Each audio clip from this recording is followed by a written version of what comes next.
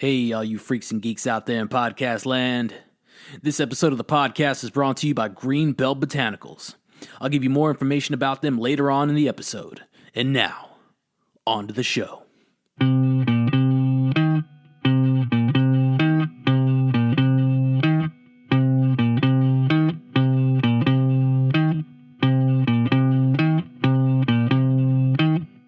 It's Wednesday, February the 3rd, and you know what that means.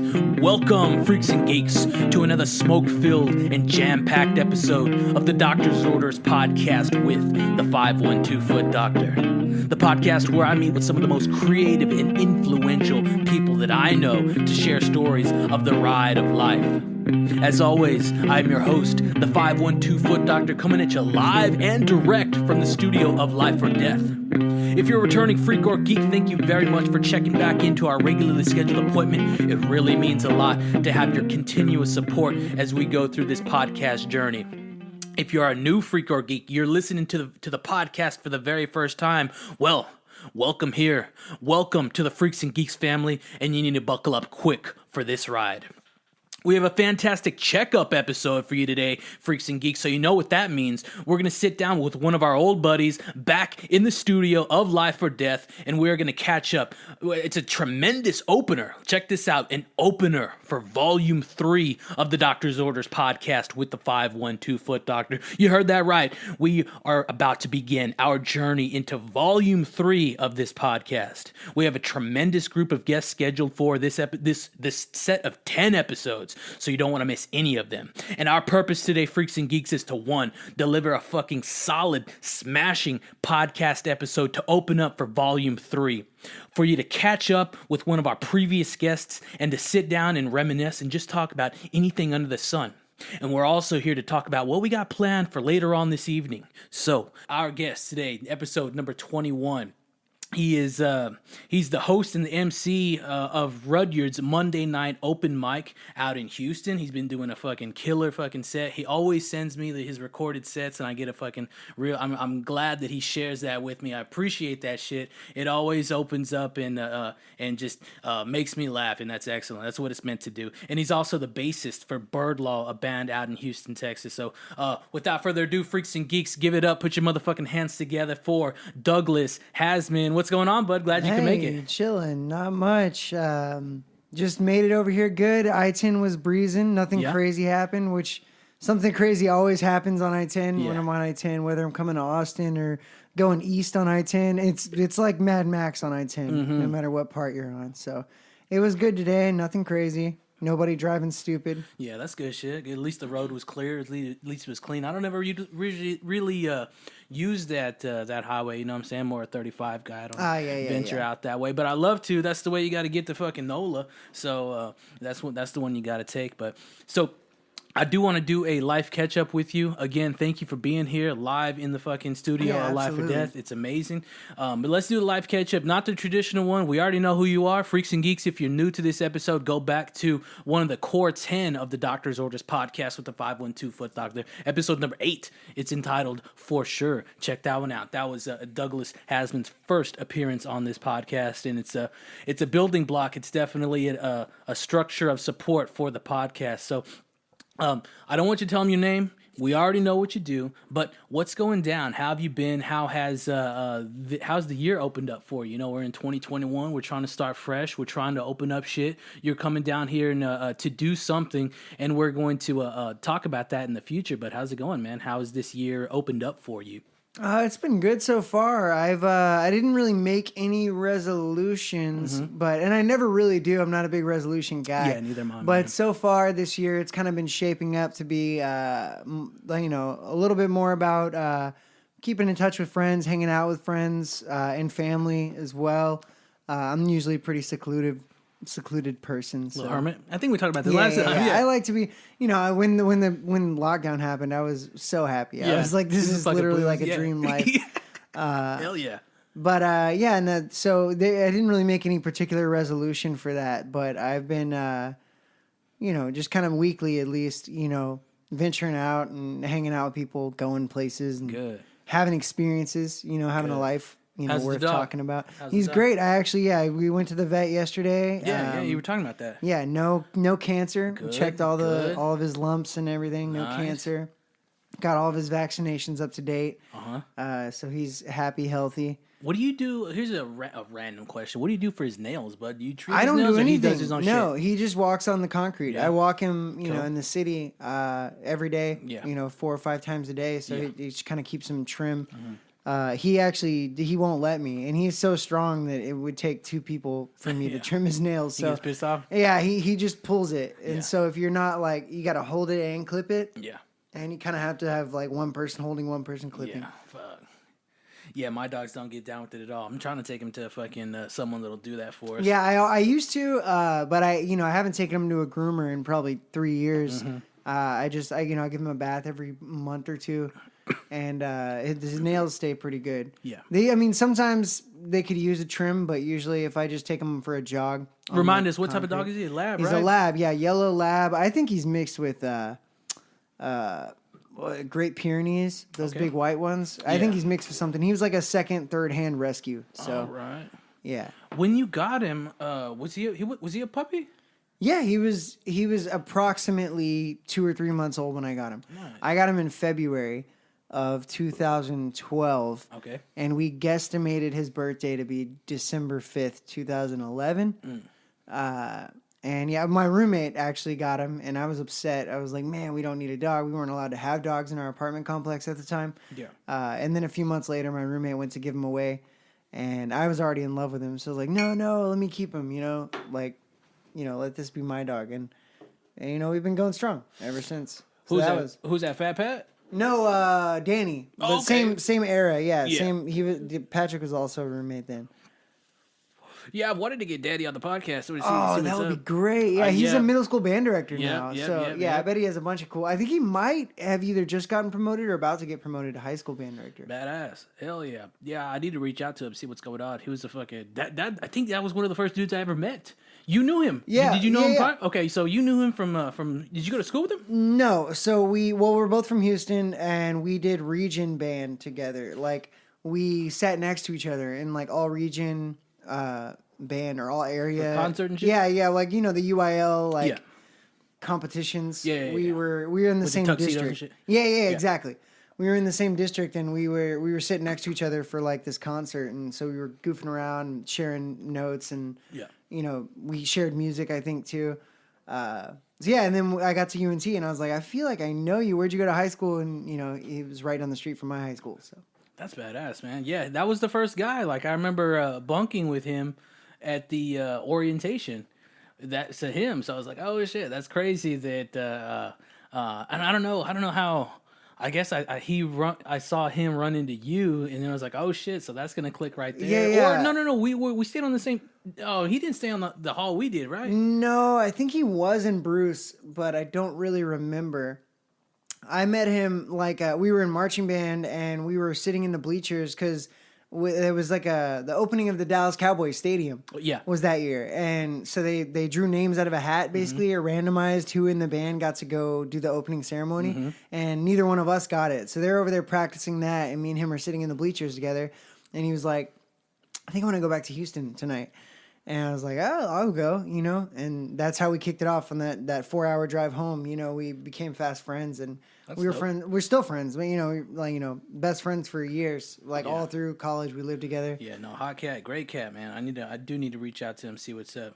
I ran into him. I don't think they got married. They were planning on having a wedding, but I think COVID might have gotten in the way. I ran into him and his girlfriend, fiance, or whatever at a bar next door to where I work. Yeah. I got off work and I went next door and he was just there, and I was like, what's up? And we caught up. Excellent. So let's check this out. I don't know how. Oh yeah, how's the love life, bud? Oh, it's good. Me and my girlfriend. She just moved back to San Antonio, and we were off for a little while, but we're on again. And now I'm thinking it's going well now. Good. Before we've had rocky patches, but lately it's been pretty awesome. So. Hell yeah. Hoping that'll keep up. Good shit. All right, so I guess let's close this one out with the this question. And I asked you this last time, but you had more time in the year. But in regards to 2021, so that's the past like what is it?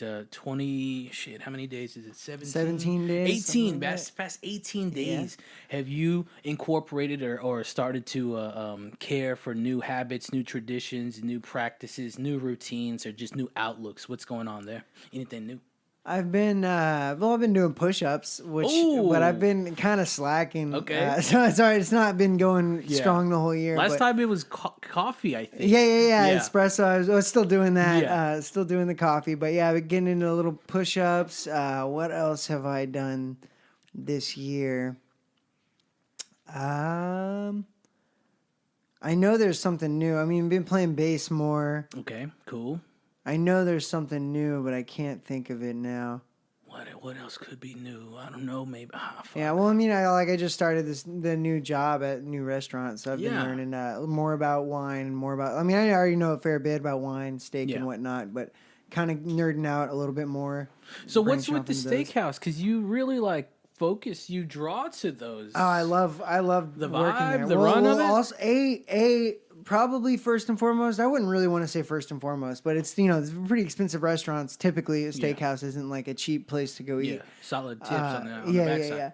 So not mostly that, but that's up there in the top 2-3 reasons. It's actually worth doing it. You know and it's also like it's not a fad. You know what I mean? Like you work at like a Korean barbecue or a sushi place or whatever other food fads there might be. Yeah. But steakhouses are like there. You know what I mean? That's always going to be a genre that people will gravitate to.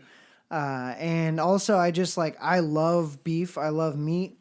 And I love talking about it and thinking about it and being around it and cutting it and selling it. So it's just kind of right in my wheelhouse of like stuff that I like to do. Now you don't typically work in no fucking one where you throw peanuts on the fucking ground. And shit No. You got a coat check, right? The last place I worked was not too many steps above that. Yeah.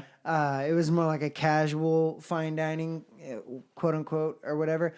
This place is the nicest place I've ever even been inside. Yeah.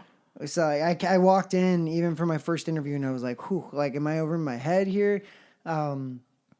But I'm catching up and learning something new every day. So that's probably really what the main thing this year, because I started on the 3rd, I believe was my first like training day, and it's been a whirlwind of like learning things about service and things about meat and things about wine and liquor that I hadn't been thinking of all during quarantine and. To give recommendations and shit like that to the people or something? Oh yeah. We do classes every week and I have a pretty good depth of knowledge that I like to recommend from. Like I was already familiar with a few of the wines on the list, which was really helpful in the beginning.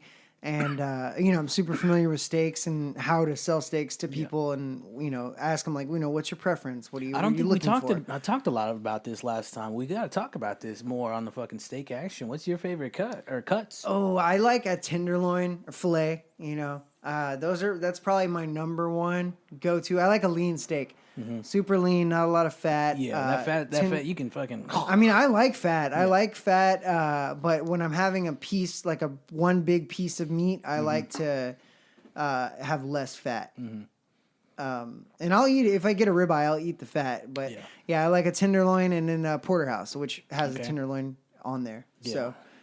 Porterhouse tenderloin strip, hanger steak, which we've had. A hanger steak. I don't know if you can really get them in the grocery store very often. Steaks. Yeah, and then this is one thing that I've actually been meaning to Google because I've talked about this to hundreds, maybe thousands of people. I think it's in the chest region. I don't know if it's part of the diaphragm or the shoulder or like hanging off the lung, but it literally hangs, so it doesn't get a lot of weight on it. So it still stays pretty tender. The hanger steak. Okay. Yeah, it's very, very lean. I like that a lot. It's not as tender as a tenderloin, but Yeah, steaks are good, man. Steak, potatoes, fucking. Yeah, that was my dinner a couple nights ago. Yeah, that's some solid and shit. it's really, if you're making it at home too, it's not even that expensive of a dinner. It's not in comparison to a lot of other things. Like I can go to HEB and find a $6, $7, $8 steak, maybe 12 if I'm splurging. Yeah. Now I've been trying to use the fucking cast iron, but it just fucking wrecks the house. Oh yeah, I had the same problem. Just go lower heat, lower heat. That's all, because I was doing it on. Yeah, I had the same problem. It would smoke up everything, and I have a little apartment, and it would set off my smoke detectors. Yeah.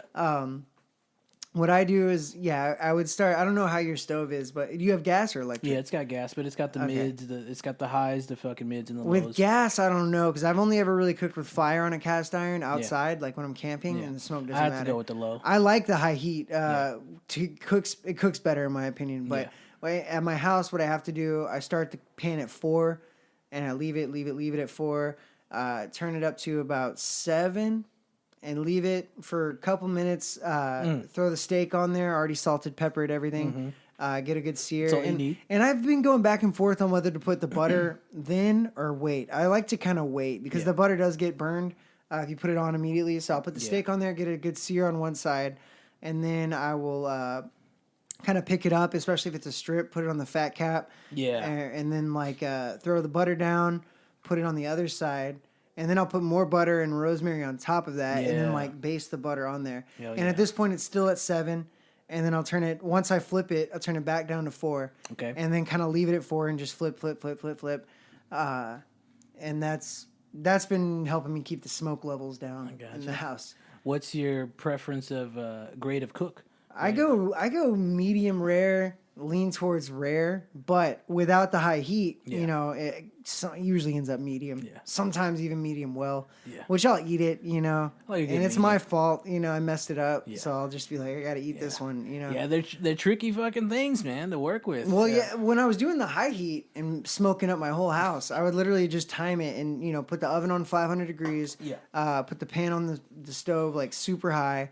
Do 2 minutes on each side in the pan, put it in the oven, do 1 minute on each side in the pan, and then just take it off the heat, let it rest. Letting it rest, too, is key. I don't know how long you let your steak rest. That's true. That is very, very fucking true. Letting it rest is fucking key. I think I might be doing this too much, but 10 minutes, I'll let that motherfucker sit. Oh, no, not too much at all. Yeah, you can go 30 minutes if you don't mind it being a little less hot. Yeah. No. I'll eat a room temp steak. I don't care. Especially because it's at the rareness I like it. It's usually not that hot anyway to start with. Have you ever had that tartare? Oh, yeah, I love it. We have one at work that's really, really good. Yeah? I love tartare. I've loved raw meat my whole life. I can eat raw bacon, dude. Really? I eat raw bacon. I don't do it now, but I used to eat raw bacon. Bacon tartare? Oh yeah, it's already cured, so it's pretty much fine. I used to go when I worked at Mellow Mushroom. I'd go in the back and literally just bust open a thing of bacon and start eating raw bacon. I love that chewiness to it. I know a lot of people, and I was just talking about a tender steak and not liking fat on my steak, but something about a chewy, fatty meat, I can really get down with it. God. I don't mind it at all. Bacon tartare, everybody. Yeah. That's the new one. Fuck yeah, let's get it. Put it on the menu. Man, that's excellent. Well, that's the first on the podcast, the Doctor's Orders podcast with the 512 Fuck Doctor. Fuck yeah. Oh shit, man. I don't even I'm not even gonna transition into any of this Freaks and Geeks. It's there's no curtains here. You know what I'm saying? It's just this is Outlaw Podcast right here. We got this is a reoccurring guy. I wanted to speak to you, just a general discussion of what, not necessarily does this inspire you, but or does this entertain you? Just this takes your mind off other things to centralize in a different area, I guess, of creation and influence. That being books, that being film, movies, TV, food, travels, and we even spoke about cartoons. But let's just go into something. I don't know, man. You spoke about this year. You kind of get into a book or books per se. What you got there? Yeah, I was, that is this year, I guess, because I kind of started reading it last year, in the late summer, and put it down, and then my internet went out a couple weeks ago, or a week ago or so, and Yeah, I picked it back up and I was just burning through it. The Road by Cormac McCarthy. My cousin gave me that book a long time ago. All right. And I apparently they made a movie out of it. The movie is pretty good too, but the book is excellent so far. I am about probably 75, 80% of the way done. It's getting real good. Yeah. I should have brought it with me. I don't think I'm going to have time to read it this weekend, but yeah, I'm horrendous at books, man. Like, me too. And I'll bring one every time I go on a flight or something. I'll bring a book. Like I'm not going to be on my fucking phone the entire time. Yeah. Yeah, and I'll game. I'll take fucking video games. For some reason. See, then that's a reason I don't play video games is because I spend so much time on the internet and social media and all that other stupid stuff that if I had any other thing, I would literally never read a book. Like if I had one other hobby, a book would never even come across my eyes. And I still get down with these video games, but I don't get down till I'm on the level of like engaging with other people, you know what I'm saying? The fucking live realms. I'll just do the fucking story or fucking I'm still stuck on classic shit, but like whether it's the fucking Mortal Kombat Freaks and Geeks, we're gonna get the fucking cameras in here soon, so you'll see the live Mortal Kombat cabinet. It's real sick. Bitch. You know what I'm saying? Like so whether it's the Mortal Kombat or the GTAs, the simple fucking things, you know what I'm saying? The Nintendo classic joints, the fucking all those things. I replayed classics. Zelda Ocarina of Time. Yeah. I replayed that in college at some point on N64, and I beat that game when I was 9 or 10 years old. Yeah, like not easily, but it wasn't like I wasn't keeping myself up at night to beat that game when I was a child. Yeah, and I replayed that as maybe a 22, 23-year-old. And had the hardest time. I had the internet up. I had the guidebook that my friend gave me. I don't think I ever finished it. Yeah. I didn't really give up. I don't think it was my N64. I think the N64 just left. But I could not beat the not the water level that everybody has problems with. It was the Shadow Temple or something like that. I just couldn't beat it. And I was just amazed at how a child, when I was a kid, the same brain. You beat it. I beat it, but I can't do it anymore. Yeah, that game was so fun. Yeah. And so challenging. Like, no, Zelda. That's one of the reasons I never really got down with Zelda until that one for the Switch, the Breath of the Wild. That's a jammer. Yeah, I've watched my friends play it. I haven't played anything really on Switch besides Mario Kart. It's great. But I watched my friends play it. It looks really cool. Yeah. No, I just love the Switch fucking mobility and the accessibility that you can fucking just pick up and fucking go. That's what's always been a plus for me for the Nintendo products is the Game Boys or the PSPs on the PlayStation. Oh yeah, I remember getting a Game Boy Advance in the mail. And losing my mind waiting on the UPS guy, and then it finally got there. I got the Arctic, it was like Arctic purple or something. Okay. Color, it was like clear. It looked so cool. Oh, man. The one I had was on the Game Boy Advance was platinum. It was chromed out. And oh, cool. I think they came out with that right after I got mine, and I was like, man. Yeah, I always loved the fact that those Game Boys, the colors, the advances, the pockets, they would do these dope-ass limited colors. I remember on the pocket, I had this joint called the, was it? Yours was Arctic blue or Arctic purple? Arctic purple. Mine was ice blue. Ice blue. It was nasty as shit. That's pretty man. cool. And just these special colorways. I remember do you remember the one that would flip open? Yeah, I had that one that was a Pikachu. Like a Pikachu version of that one. Do you remember they made one that looked like the old school Nintendo, the NES? Oh, that's one of the hottest joints to fucking get right there. That's pretty cool. Yeah, but that's a little gaming talk, you know? Did you, what's your favorite, like, old school game aside from the Zelda joint? Like 007, GoldenEye, of course. That's a slammer. And also, there was this game, and I've heard of it from a couple other people. It's not super well known. It was called Beetlebug Racing, and you race Volkswagen Beetles. Okay. And it was fun. It was a racing game with like a really goofy announcer that would be like Beetlebug Racing, and you go through waterfalls and shit, and like a little bug. Were you the one that was telling me about drunken Mario Kart? Maybe. I mean, me and my friends do get drunk and play Mario Kart. Yeah, I heard that's like with rules and like you get drunk. Oh, like a drinking game? No, we don't do that. We play like a competitive. Well, I'm very bad at that game, but they're competitively like good. No, I would love to start that up, man. Drunken Mario Karts would be fucking hot, very hot. I played. On the first Xbox, there was this game called Abe's Odyssey. It was really cool. Yeah. I love that one.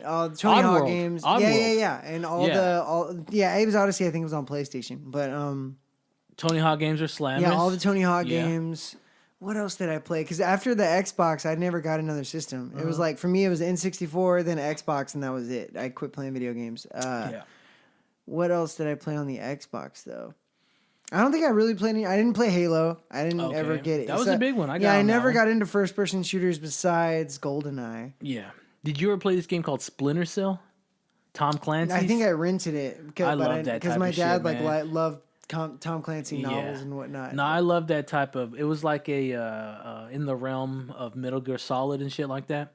Oh yeah. So I like that spy type of shit, man. It's very controlled and planned, and fucking it could be done, or you're gonna fuck it up. You know, they're very difficult to fucking beat with the computer engineering they put into it. It's essentially like a hunting for yourself. Which way is like there's people looking for you. And fucking all right, game's over. You fucked up. But yeah, I like that shit on the Splinter Cell and on the Metal Gear Solid. That's a hot one. Cool, yeah.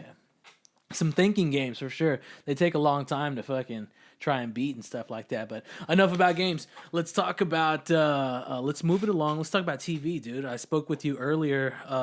A show. Let's talk about two shows. We talked about it last time, and we got a piece here in the studio, Life or Death. The fucking the King of the Hill.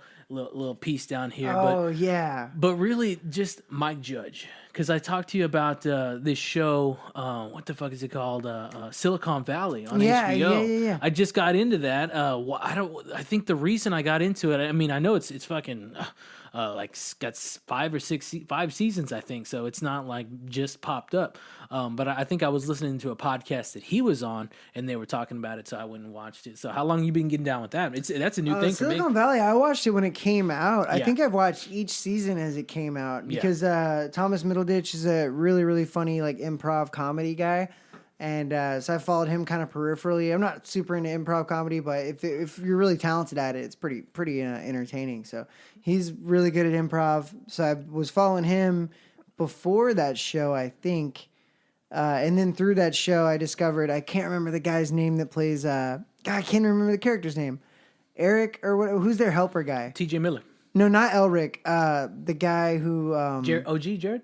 Jared, yeah. Yeah. I don't remember his name. Yeah. He's so funny. That guy is great at improv. Yeah. So, watching them, and then I kind of just got hooked on it. And then I got into the story. I feel it's a pretty well-made show. It's a very well-made show. And we'll talk about the whole, like, the dude behind it. But do you know, what's his name? What's his name? The dude with the glasses. He was in Freaks and Geeks. Yes, and he also, I've listened to a few interviews of him. He's like an enlightened like Buddhist. He's sick. He's great in interviews. He's tremendous, but his whole world outlook. Yeah. Like Martin Starr. Yeah, that's his name. And, I forget his name in the show, but Martin Starr. Guilfoyle is his name. Yeah, in the show. there we go. I listening to him, I just would get like a calm wash over me. Like I really do think he's like enlightened. I don't think he would say that himself, but. Like listening to him speak about life and his viewpoints, I was like, man, this guy knows what's up. Yeah. No, that show's tremendous, man. And then it's got fucking at the helm, fucking Mike Judge killing it. Yeah. Killing it hot. Like, have you seen, there's another show that he did on HBO. And Dave Waite talked about it when he was on here. I tried to check it out, but it's not on HBO Go. It's an animated show about musical, like The Road or something like that. I mean, not The Road that you referenced, but it's I don't know, man. He talks about like the stories of country musicians, of hip hop musicians. Oh, really? I haven't heard about and it's an animated joint. Is it on HBO Max? I think I have. It would have to be on the true HBO. I mean, the real one, because that's where Dave Waite said it came out on. So, what the fuck is it, Mike? Tales on the Tour Bus, I think. Okay. Tales on the Tour Bus, I think that's what it's called. That sounds really cool. It's got like 2 or 3 seasons, but I can't find it. I know there's a Rick James joint, and I think, Dave said there was like a fucking a country section, so like a country season, maybe the first or the second one. But I do want to check it out. I haven't been able to get access to it, so that's why I started fucking with the Silicon Valley. So I was like, let's give this a shot, and the wife and I have been powering through it for, I think we're on like the 4th season. Have you watched Barry yet on HBO? I've not. I've seen it. Oh man, I know you've been telling me to get on that show, it. dude. You gotta watch that show. That's another one that I would argue is up there with The Sopranos, and maybe not in storytelling, but in action and suspense. For sure. That show is amazing. It's action and suspense and comedy, or no? Yes, yeah. Okay. It's dark. It's a pretty dark comedy, but it's more comedic than The Sopranos. Like The Sopranos, I think oftentimes is really tongue in cheek with the comedy, or really kind of like subtle. Barry's a little more comedic, but in a really dark way, but also super gripping. Like you have to know what happens next, and it's intense. Interesting, man. Is it kind of like Ozarks or what? Yeah, very similar. I'm sad kind they of canceled that little show, man. They canceled Ozark? I think so, yeah. They got one more season coming though, right? I think that's Donskis. Like with the COVIDs. It was supposed to. Yeah, there was supposed to, but the COVIDs hit it and said fucking, nah. No way. I hope that they keep doing that. I love that show. And Jason Bateman, I know a lot of people are not fans of Jason Bateman just because he plays Bateman. He plays Jason Bateman in every show he's in. But I kind of like that. You know what I mean? He's tremendous. I kind of like it because I feel like he honestly like rushes through his dialogue in a way where he's like, all right, you don't care what I'm saying. Just get to the plot. And that's kind of the way he delivers his lines. And I like that because that's kind of how I watch stuff. He's an out-of-sight actor. Man, I love him. Anything that he's done, whether it's fucking Ozarks, whether it's, what's that other one? The show on Fox, what's it called with Arrested Development? Arrested Development, tremendous fucking work right there. He had a little part in I think that might not have been him. I don't want to say it. I don't think it was a different actor. He did that Zootopia. It's a little animated joint. Oh yeah, like crazy. I don't think I've ever watched that. Check, it's a fucking children's show, but he fucking kills it. Yeah, sometimes the kids' movies can be pretty good. You watch Soul yet? No, I have not. The wife was watching that downstairs. It looked pretty good. It's pretty good. It wasn't as good as I thought it was gonna be. I thought it was gonna be like a real tearjerker, crying type movie. I didn't cry, which I cry in almost every Pixar movie. Yeah. I didn't cry in that one. The crier for me was the fucking Coco. Coco. Yeah. I was about to say, dude, I cry every time, dude. It's a good one. And the songs get stuck in my head. That's good music, super sad, heartwarming. Yeah, that's a good work. Definitely good work. What else on the films, man? What else? What else? You looking forward to anything? Well, I've been rewatching Better Call Saul in anticipation. I think season 5 is about to come on Netflix. Yeah. I think it's already out, but it's not on streaming yet. Yeah. I bought the last season, and I don't want to buy another season because I already pay for Netflix and stuff. So. But that show's great. I feel like I've seen a good movie lately. I can't think of any movies that I've seen lately. Must not have been that good. No, man, I haven't really put any new features in the fucking... There's not a lot of new movies coming out. No, there's not. I mean, I can't trust anything that's just fucking, oh, check us out, buy us now. Like, no, I'm not going to do that. No, it would have to be like something like a Tarantino or something like that for me to go sight unseen and buy it. Yeah, and I don't know what he's gonna do if he's. I mean, what the next? Not just to speak on Tarantino. It's excellent that you bring him up, but not just to speak on him, but the next fucking. I mean, the next one for me is the David Chase fucking Sopranos movie. Like that's gonna be good. Yeah, and I honestly I don't want to watch that at home. I mean, I would kind of be down to watch it at home. Yeah, it'd be like watching The Irishman, I feel like, Well, kind of like that, but it would be like watching The Sopranos. You know what I'm saying? I think it may be meant to be watched at home, but you never know. They definitely want to plug it in theaters, but And I would go just to give them more money. You know what I mean? I would go see it in the theater. Yeah, watch it at home. I'm sure a lot of those actors aren't doing as well as you think an actor does. Yeah, but I mean, there's a lot of hot fucking actors in there. I hope, I wish them well, and I can't wait. It's already been pushed back, I guess, a year from its original fucking anticipated release. So, yeah, man. So that's a good one that I'm looking forward to. What else? Any other movies? I can't think of nothing. I don't know. I watched a couple murder documentaries, and I don't even remember what they were called. None of those really gripped me. Yeah. There's one about like nuns that I was in and out of while my girlfriend was watching it. It wasn't that good. And then I think it's called The Keepers. The Keepers. I don't know. I have to check that one out. God, what was Night Stalker. That one was good. I watched that one's on Netflix, I think. It sounds familiar. He's a guy in LA, I think. It was a pretty high profile thing. Back in maybe 90s or 80s or something. Did it have that dude from Donnie Darko? No, that's Nightcrawler. Nightcrawler. No, this is Night Stalker. This is just documentary about murderer, or I think he was murderer, rapist. He was like kidnapping children. He was just an all around fucked up dude. Yeah, that was pretty good. Night Stalker was good. Have you seen? And I spoke about this with the past guys. Have you seen the Assassination Gianni Versace? No, I watched a couple episodes of it when because it was airing on like Showtime or something, wasn't it? FX, yeah. FX was it, yeah. So when it was airing on FX, my girlfriend's friend would come over and they would watch it. It was too slow moving for me. I watched like literally 2 episodes and was just like, nah, it's not. Yeah, no, I love it, man. I love it. But I feel like in a binge watching setting, like that was like a when it was coming out weekly. Yeah. I stuck around. American Horror Story, they did the same thing and watched that. Like I can't get down with the horror story. I'm down with the fucking crime story. The horror story is just not. Yeah, it's if it doesn't have any kind of a basis in reality where I could like really be scared of it in my own real life, then. One good horror series I do like is The Castle Rock.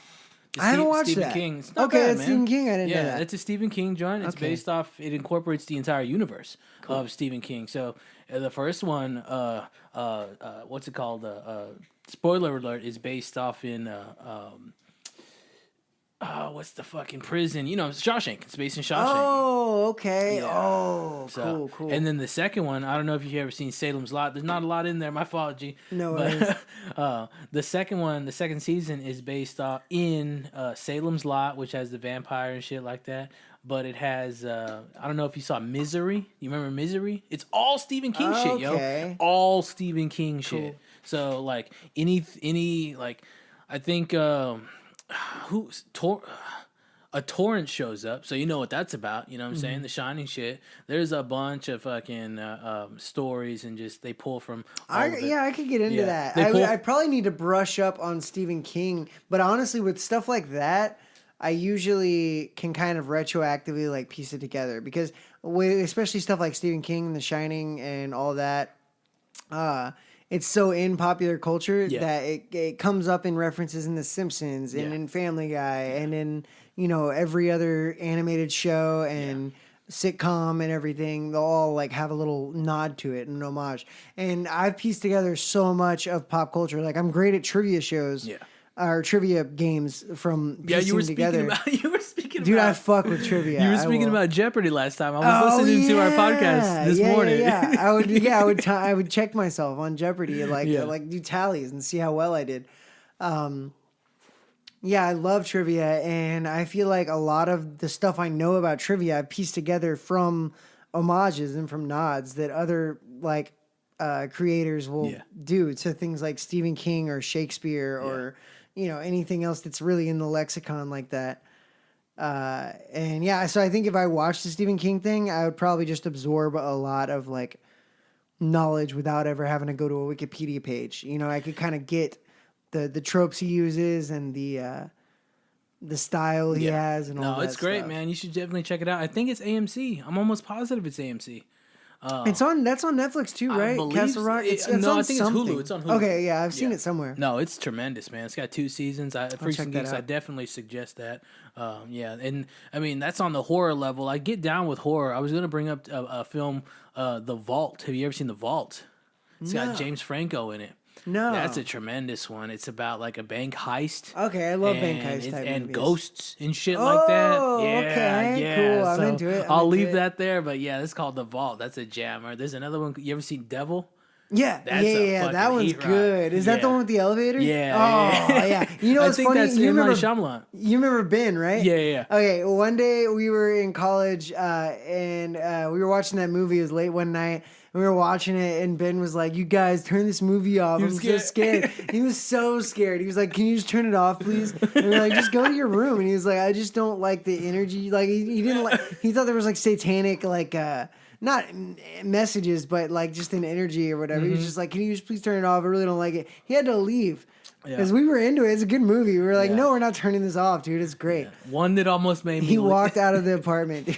Oh, jeez. Did he go home or did he just wait outside for No, he lived there. So I don't know where he went. Yeah, he just like left his house.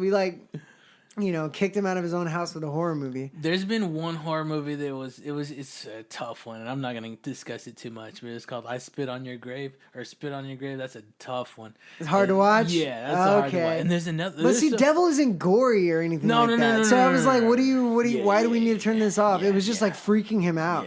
Yeah. Which I think the makers of that film would probably love to hear that story. They freaked somebody out to where they left their own house. There's another one called As Above, So Below. That one's pretty good. Yeah. I just recently watched that maybe a year ago. But I like the previews for that made it look not good. Actually, I do remember now. So the previews made it look not good, so I didn't watch it. And then I kept seeing on the internet how it's so good. So it got built up for me so much. And when I watched it, I was like, it was okay. Because I thought it was going to be like great. Yeah. And it was just okay. Yeah. Have you seen Funny Games? Funny Games. That's I think it's a German horror movie. It's pretty fucking gnarly. Yeah. The thing, and I used to have a bit about this where like foreign horror movies, you like with American horror movies, the good guy's gonna win. Mm-hmm. Like you're like, okay, like I could be scared or whatever, but I know it's gonna have a good ending and everybody's gonna be happy. It's kind of how horror movies go, which I kind of don't like about horror movies. Yeah. Foreign horror movies though, they're gonna kill the main character. They're gonna you're going to see some gnarly torture scenes. Like, there's no holds barred of the foreign horror movie. You don't know where it's going. It's like a roller coaster. No, I agree. It's super unpredictable. So I love foreign horror movies. But they made an American version of Funny Games, but the German version is, like, way better. Yeah. I think they're both on Netflix, or they both used to be. Fun and Games? Funny Games. Funny Games. Okay. I don't really want to tell you too much about what it's about, but it's okay. It's one of those, like... can't escape type movies where it's like something bad's happening or something. Kind of, but it's like something bad's happening and the main characters can't get out of it. Or like there's no way you can see as the viewer like how are you going to get out of this? Like you're fucked. So it's one of those movies where the whole time you're just like anxiety, like like what's going to happen? How are they going to get out? Are they going to be okay? Like and you never have the feeling like everything's going to be okay. Yeah. Which is awesome. Let's keep going on the horror level. I know it's fucking like January, so it's not in that fucking spooky level. It's far from the prime. But like as far as your old school like Universal horror characters, as far as like the Dracula and all that shit like that, you got any favorites on that one? Oh man, Dracula's, the Wolfmans, the fucking Frankensteins, the mummies, all that type of stuff, and then we'll move on to like modern horror like slasher guys. But let's stick in that classical realm. There's also the Nosferatu. That's another vampire type joint. Yeah, I guess I would say what do you think? Oh man, with like classic horror, even as a child, I thought they were kind of cheesy. So I never got super into them. Yeah. Tales from the Crypt. Me and my dad used to watch Tales from the Crypt all the time. Yeah. That guy. I know it's not a movie, but the host of that used to scare the shit out of me. For sure. But he as well. And then also, I guess even just people talk shit about M. Night Shyamalan, but he didn't do The Ring, right? He did Signs. Yeah, I don't think he did. It was around the same time, but I remember seeing Signs and The Ring in theaters, and those two movies. And Signs isn't that good or that scary, but that one scene with the alien, that one scene with the alien I'm talking about? That scared the hell out of me as a kid. And The Ring too, they had that scene where they open the closet door, and she's just there with her face all distorted. Yeah. That like scarred me too. I can't get down with these new adaptations. That's very odd. Let me state this: I can't get down with the new adaptation of Stephen King films, but I fuck with that Castle Rock. That's kind of weird. But the new ones, like the It. The new It was awful, dude. I couldn't believe how awful it was. I had to turn. I didn't even finish it. I think it's because it's not original, but that other one is. Well, the first It, the new It, that's just It. That one was okay. But then It 2 is the one with like the really long movie with Bill Hader. Yeah. I guess they both had Bill Hader, but he was a more main character in the second one. Okay. See, I didn't even see the second one. I saw the first one. The second one is awful. Yeah, I saw the first one. I could not finish it. It was so slow, and it's like 3.5 hours long. It's ridiculous. Like, what are you even doing with this? Yeah. Make it into a series if it's going to be that fucking long. Yeah. But, other horror stuff that I really liked. I like Jeepers Creepers, like monsters. Like I guess it would be like Jason type monsters. Yeah, let's move on to those. It would be like the Jasons. Yeah, Jeepers Creepers. That monster was super scary. Like kind of like unstoppable monster characters. I love that. Like, like Stranger Things kind of did that unstoppable monster type thing. I really haven't gotten on that, but you gotta get out. Like, what is that? 2 seasons? 2 seasons? 2 or 3. Yeah, the first one's the best, but they're all pretty good. The plot gets a little watered down, and they start trying to really get into the characters. But there's child actors, so they can't do great things with their characters yet. Yeah. So But the first season, when it's more plot driven and less about the characters, super, super good. Because the kid actors, they're good actors, but they're still children. Yeah. They're not going to make you cry or blow your mind, you know? Yeah. No, I got you on that.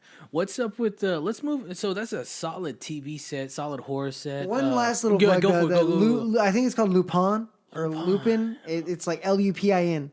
That's on Netflix. I think I just started the second season, maybe, or I might be on the last episode of the first season. Okay. It's a French suspense movie that I think I'm guessing it's based on.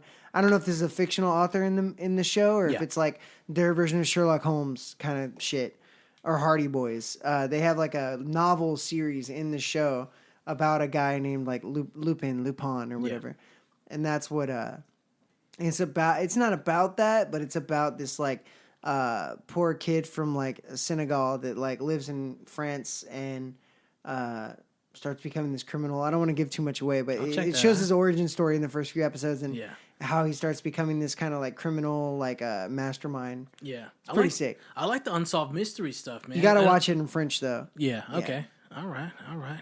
I do like that unsolved mysteries type stuff, and even in podcast form, there's one called like Up and Vanish. That one's pretty dope. I've heard about that. Yeah, that one's a dope one, man. I would listen to that shit on like road trips with the wife. We would just put that motherfucker on and listen to it wherever we were going.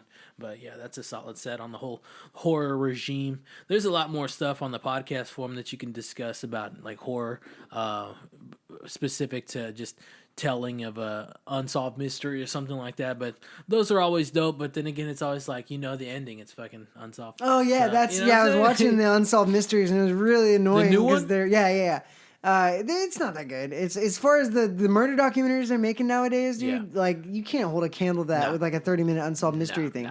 You gotta have like a 6-episode arc where you're like, what the fuck is gonna happen? Like a 30-minute thing about a crime when you don't even know who did it. Did you watch The Act? I think I did. Which one was that? The Act is about what's her name? What is her name? Joey King is the actor. Plays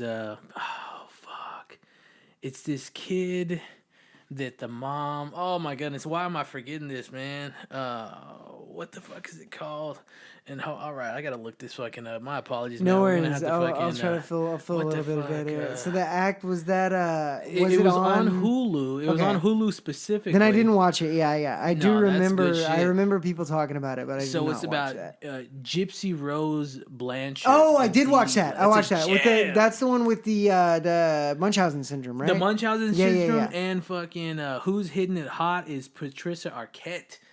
Yeah, so I watched a documentary before I watched the HBO one. Yeah. Yeah, that's a fire one. They have I think there's 2 documentaries about it, and then the show. I watched the HBO. I watched. I think there's a Netflix one, maybe 2, or maybe it's just the HBO. I peeped the HBO one on fucking YouTube, I think. Oh, it was good, dude. It was good. Yeah. Shout out to fucking Travis Evans. He put me on that.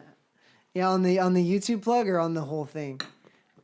The YouTube plug for that. So we rounded it off and it was that's fucking great. Hell yeah. But man, that's a good little closer on the TV and the crime and stuff like that. All right, man, we could talk about let's see what we could talk about cartoons of our past, cuz I mean those are excellent. We could talk about food or we could talk about travels, man. What do you want to do? I haven't traveled anywhere since last time. I had the camping trip last time. Yeah, Gardner, right? About. Yeah. Well, I went to Alabama after that. Really? I haven't heard about that. No. Okay. Well, that was the Garner trip was really just a practice for Alabama.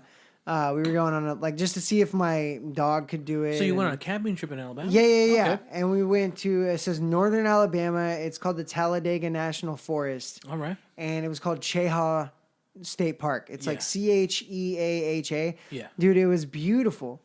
Very beautiful, man. It was fall. Like the fall colors were crazy. Yeah. And it's mountainous. It's the highest point in Alabama. I don't think I've ever been there, man. I think it's I've been to Alabama a few times. Yeah. My family used to go fishing there, but I've been to the beach area and everything. Yeah. Never up north Alabama. So there's like hilly. We were at the highest point. I think it was like 3,000 feet up. Yeah. Something around there. With the dog. Yeah. And, super rocky. It was crazy because you'd be down not on the mountain. It looks like it looks outside today, like sunny, nice. And you go up in the mountain and it gets foggy and kind of cold and like windy. And so we were pretty much sleeping. We were sleeping at the highest point. Like the highest point was fucking 60 feet away from our campsite. Oh. So we had a really good view, amazing sunsets and sunrises. Trees or what? Yeah, there were tons of trees, but like because we were so high up, you still you could just see forever. Yeah. Like we were above a lot of the trees, like from where we were. It was very rocky, and man, it was really pretty. The one thing though, I didn't see a single animal the whole time. I was about to ask you that. That's okay. No animals. And like in Garner, I saw so much wildlife. Yeah. In Alabama, I didn't see a deer. I didn't see a raccoon. I didn't see a possum. I didn't see anything. You saw the javelinas last time, the squadron. Yeah. So I saw tons of wildlife, which I was looking forward to. And also, I was really looking forward to stars. And I think it was because it was a little hazy while we were there. Yeah. But honestly, the towns below were really, really tiny little towns, but the light pollution was so bad. Fucking it up. Yeah, I don't think, because in the brochure it says, great star watching and whatever, stargazing. And so we were really excited about that. And when you're camping, you go to sleep a little earlier. I was going to bed like as soon as it got dark. So you have to. You're outside. You ain't gonna fucking. Yeah. Let's call it, man. So I think that the stars really got good around 3 a.m. Yeah. Like my girlfriend said, she woke up a couple times around 3 a.m. Yeah, she said she was like, man, you should have seen it. The moon was gigantic. It was looked like it was right there. Yeah. And, that's another shout out to 3 a.m. Freaks and Geeks. We've talked about 3 a.m. a lot on this podcast. Yeah, apparently that's when you got to stay up for it to for the stars to really be popping up there. Really? I was blaming it on light pollution, but maybe it just wasn't getting dark enough. 3 a.m. is it's a devil's hour though. You know what I'm saying? So that's interesting that you say the stars are very prominent, or if people have told you the stars are prominent around 3 a.m. Yeah, that's crazy. Ooh, man. Alabama. So other than that, we went up there, and then we hit the beach on the way back, and then we hit New Orleans on the way back. Excellent. Did you go to the fucking Urban South? No, I wanted to, but we were in a hurry. How long were you in the city for? In New Orleans so we got there at night, checked into Airbnb at maybe with the dog, with the Leo. Yeah. Got a good Airbnb with the dog. I gotta figure that one out, man. Cheap Airbnb too. Yeah, it was a nice. I love that place. Nice cheap Airbnb. Yeah, with that, I want to go back. But it was a ghost town. It was COVID, everything. And checked in the Airbnb late at night. Met up with a couple friends, not in the French Quarter, but. Somewhere like uptown-ish area, like some bars and stuff. Yeah. And then the next day I went to go see my best friend growing up. This is a good segue into the cartoon thing too, because that's what I was going to talk about next. But my best friend growing up, he's from Thibodaux, Louisiana. Okay. And he lives a little outside of New Orleans now. And so I met up with him for dinner that night, and then the next day we went and I saw his mom, because his mom was like a second mom to me. Yeah. And he made us some pralines, and we went and got po' boys, and it was all around great Louisiana trip. But I was only there for maybe like 12 hours. The cartoons, we were talking about Hey Arnold earlier. Hey Arnold, and then the cartoon that's my namesake, Doug. Yeah, I related hard to both of those because I had a black best friend, and Arnold had a black best friend, and Doug's best friend is like purple or blue or whatever. So two different colors. They had a color on Disney and a color on Nick. Yeah. Skeeter was like two different colors. Yeah. I just feel like I related heavily to those cartoons growing up. Hell yeah. No, Doug was a tremendous show, man. They make a record on Doug. I'll let you peep that record, that Hey Arnold record, in a little bit. But yeah, no, I love those cartoons, the Dougs, the Hey Arnolds, the anything Nickelodeon on that level, you know what I'm saying? Not the current type of stuff like that, and not, like really the animation stuff, man. When they started to get into the live action stuff, I was like, nah, I really can't do it, yo. But the cartoon stuff on Nickelodeon, the cartoon stuff on Cartoon Network, we got some Cartoon Network stuff in the blend. I don't know if you can see the fucking you can see the the Dexter, I noticed Dexter that earlier. Joint. Dexter was another one I really liked because I was a pretty nerdy kid. Yeah, and name started with a D. I'd find anything to relate to a cartoon character as a kid. Yeah, I was going to say, the live action stuff. I always wanted, how they did the Rugrats? They did like the All Grown Up or whatever. Yeah. I wish they would have done that live action. Yeah. For some reason. Like, I just feel like Rugrats, it seems realistic. And not with babies, obviously, but in that universe, once you get up into tweens and adults, I think that universe lends itself to It's not a bad idea, action. bud. It's a pretty real universe. It's not a bad idea. I feel like the live action would serve it pretty well. On that level, yes. It could happen. It could definitely happen. I can see them making like a live action. I don't know. I love that show. The Rugrats? Yeah. No, that was great. I didn't like the animation style changes when the films occurred. We've talked about this with other people on the podcast as well. But like whenever when this cartoon hit the major market to be a film produced, I think most of theirs were produced by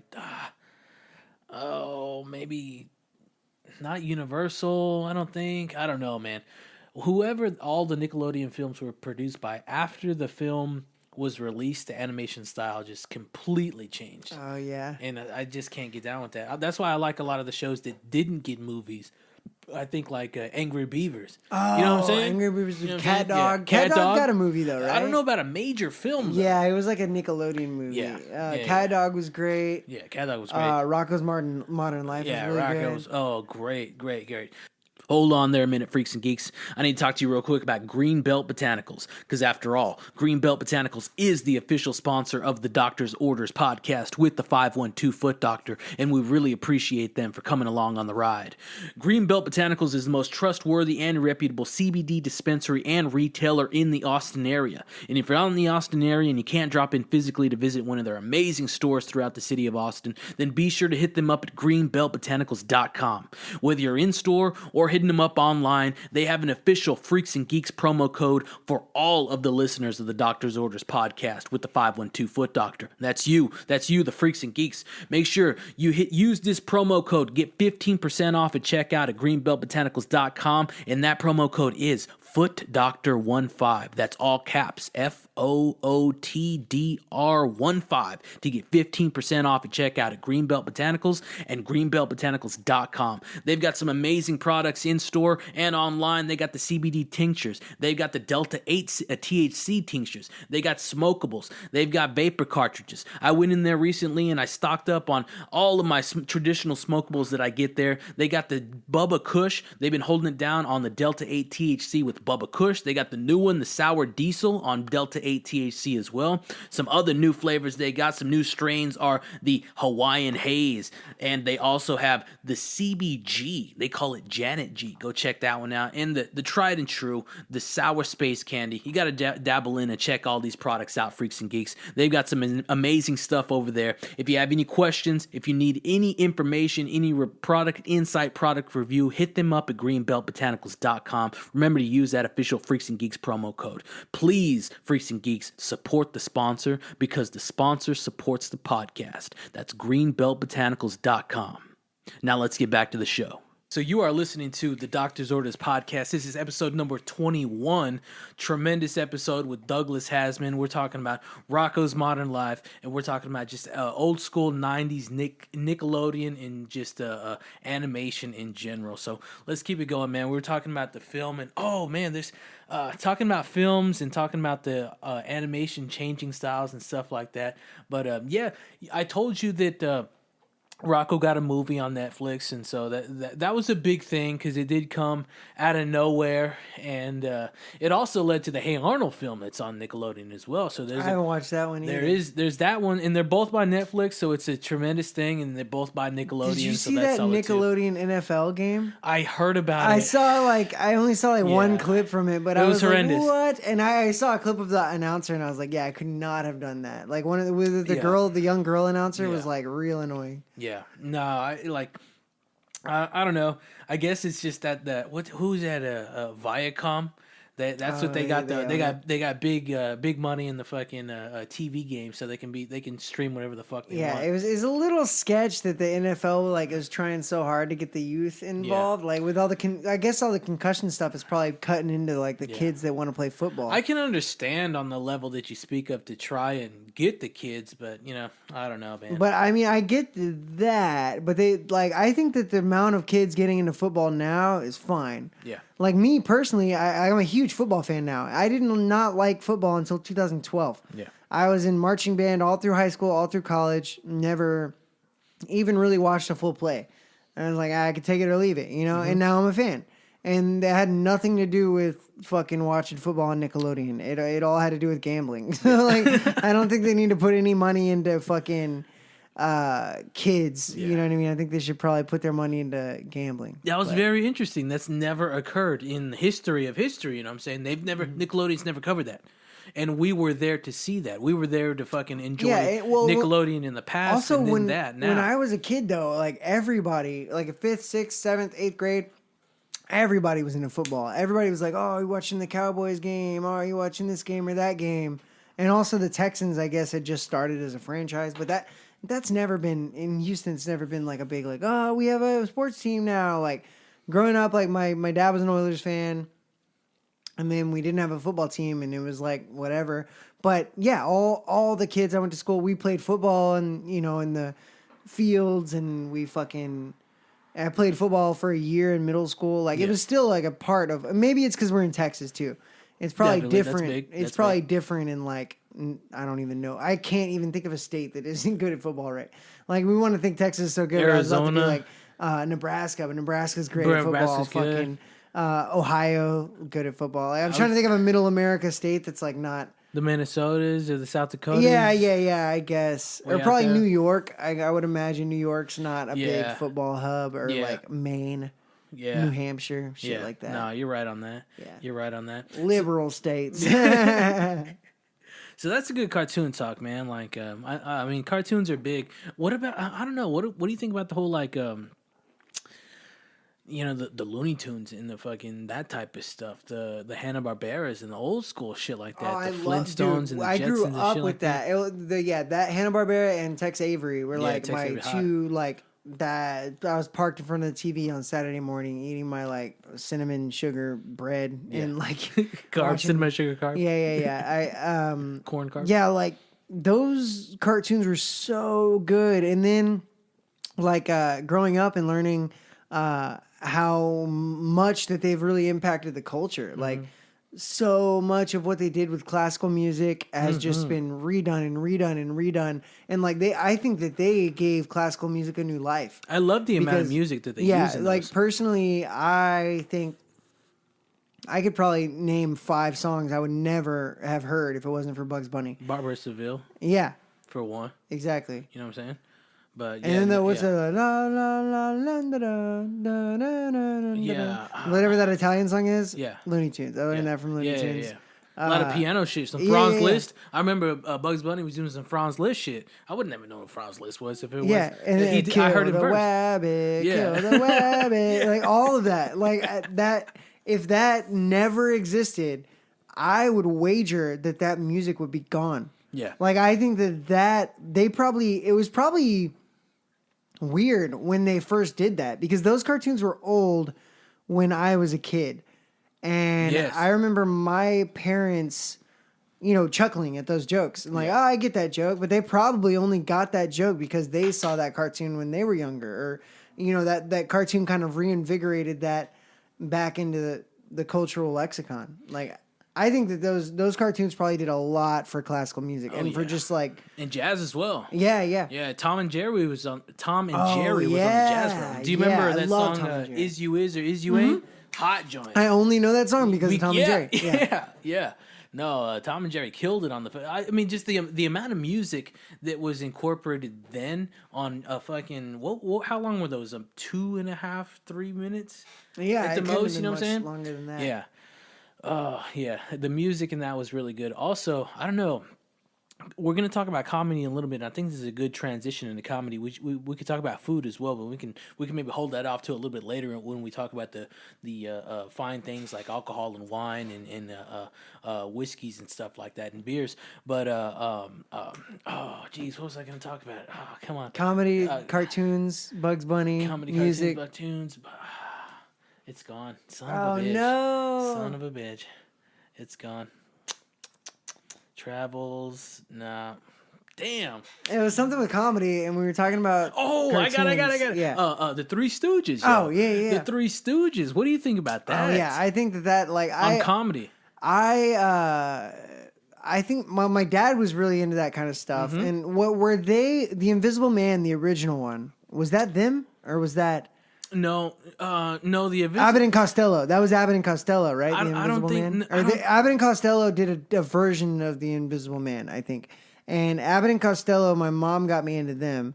My dad was a Three Stooges fan. I think it was my the mom Mummy. Was an Abbott I and think it was the Costello. Mummy. Yeah. Okay. And then I just remember it was like an Invisible Man, and they had like a wrap around him, and they unwrapped it, and he was like not there. Yeah. I don't know. It's been years since I watched that, Abbott and Costello is great, little though. kid. Yeah. But yeah, those two things like, yeah, they really really influenced me, and I and not just directly but indirectly. Same as Bugs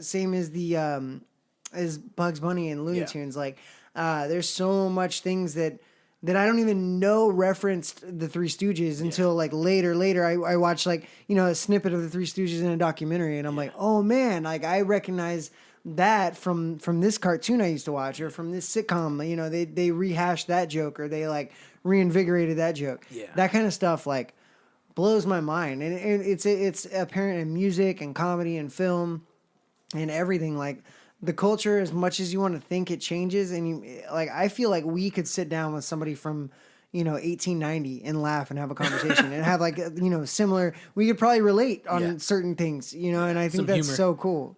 Yeah, man. Yeah, no, I get you. It's well rounded, and it draws from the same entities. I think it's a purity of the whole. Yeah, it's all like the human condition. Yeah, like the emotions we all feel, the feelings we all feel. If you can find a way to distill that into humor and make it relatable, it's timeless. Like it's and it's weird. And I'm just now realizing, because one of the tenets I live my life by is that emotions are temporary, and don't let your temporary emotion change your like permanent, situation. Mm-hmm. But emotions are temporary, but they do persist. You know what I mean? Like, I feel like the same emotions that we've had for thousands of years still kind of like, hit us like deep in the back of your brain. You resonate with it. Yeah. Yeah, no, I agree. That's on a philosophical joint right there. You gotta like, you can go in with the same direction the entire time, or you can go in with an open direction, and change it up and see where it goes. So that's cool, man. I really dig on that. That's a well round from books, from film, from movies, from TVs, from influences. So hell yeah, I think we share a lot of stuff on that. It's interesting that and this was a topic of the first 10. So, and it's a good time that you're here, where the small world, you know what I'm saying?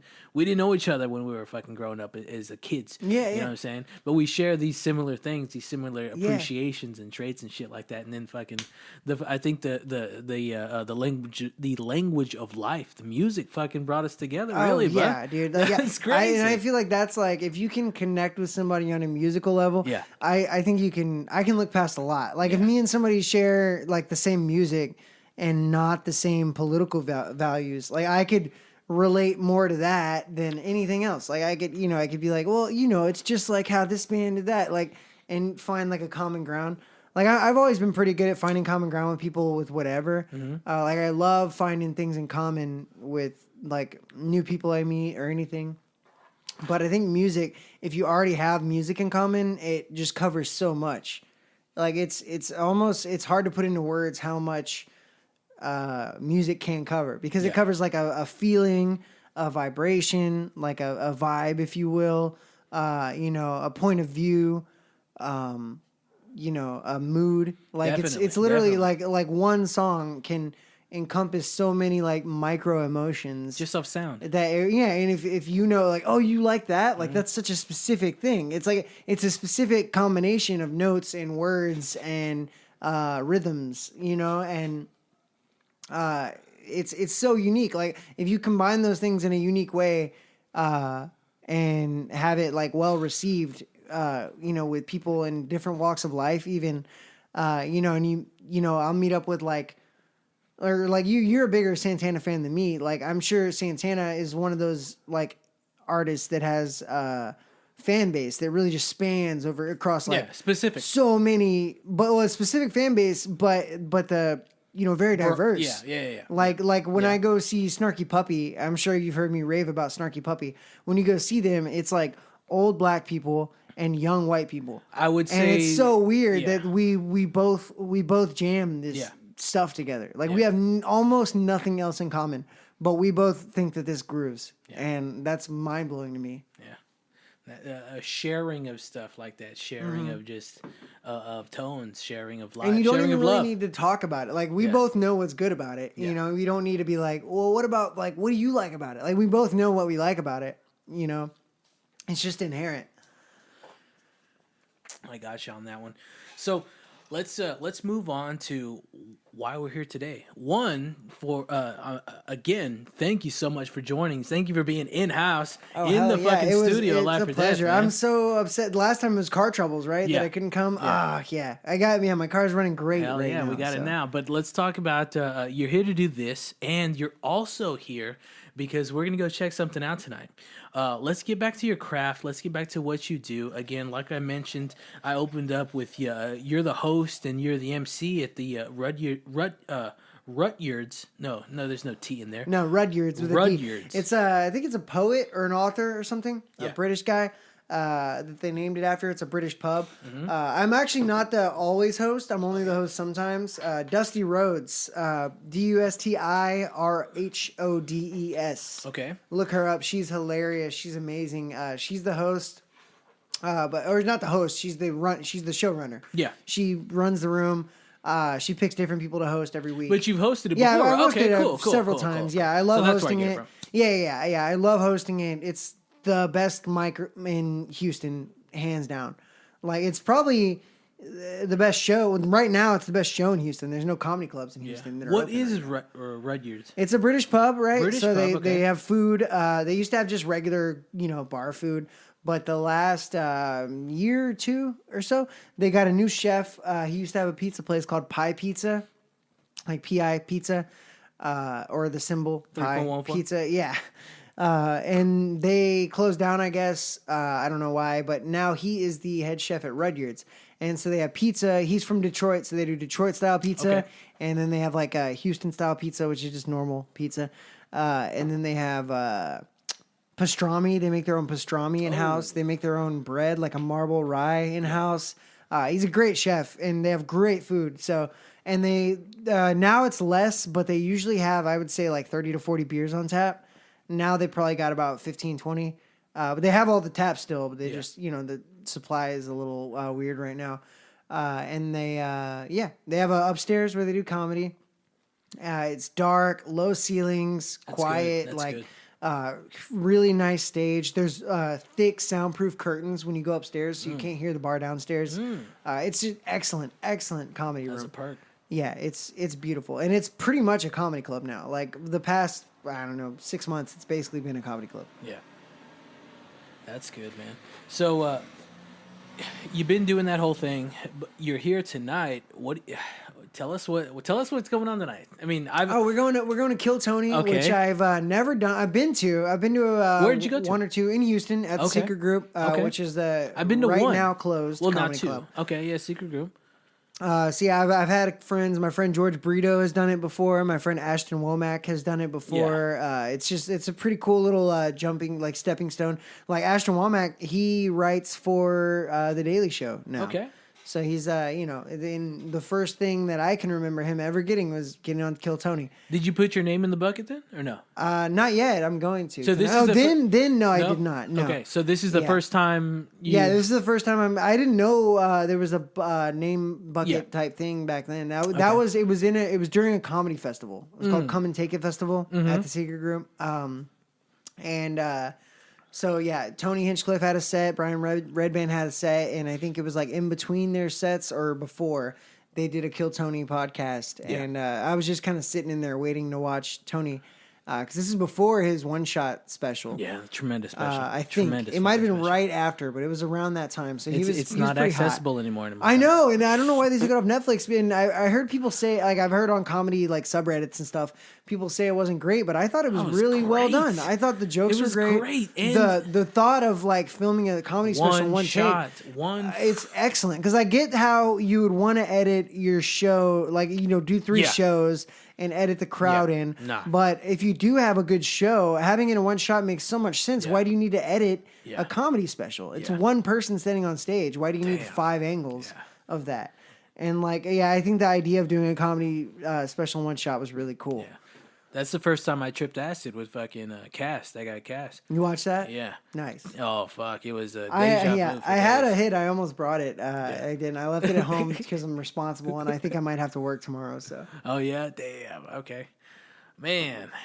But, so we're going to go to Kill Tony, all right? We're going tonight. And I'm very excited. We've already... So...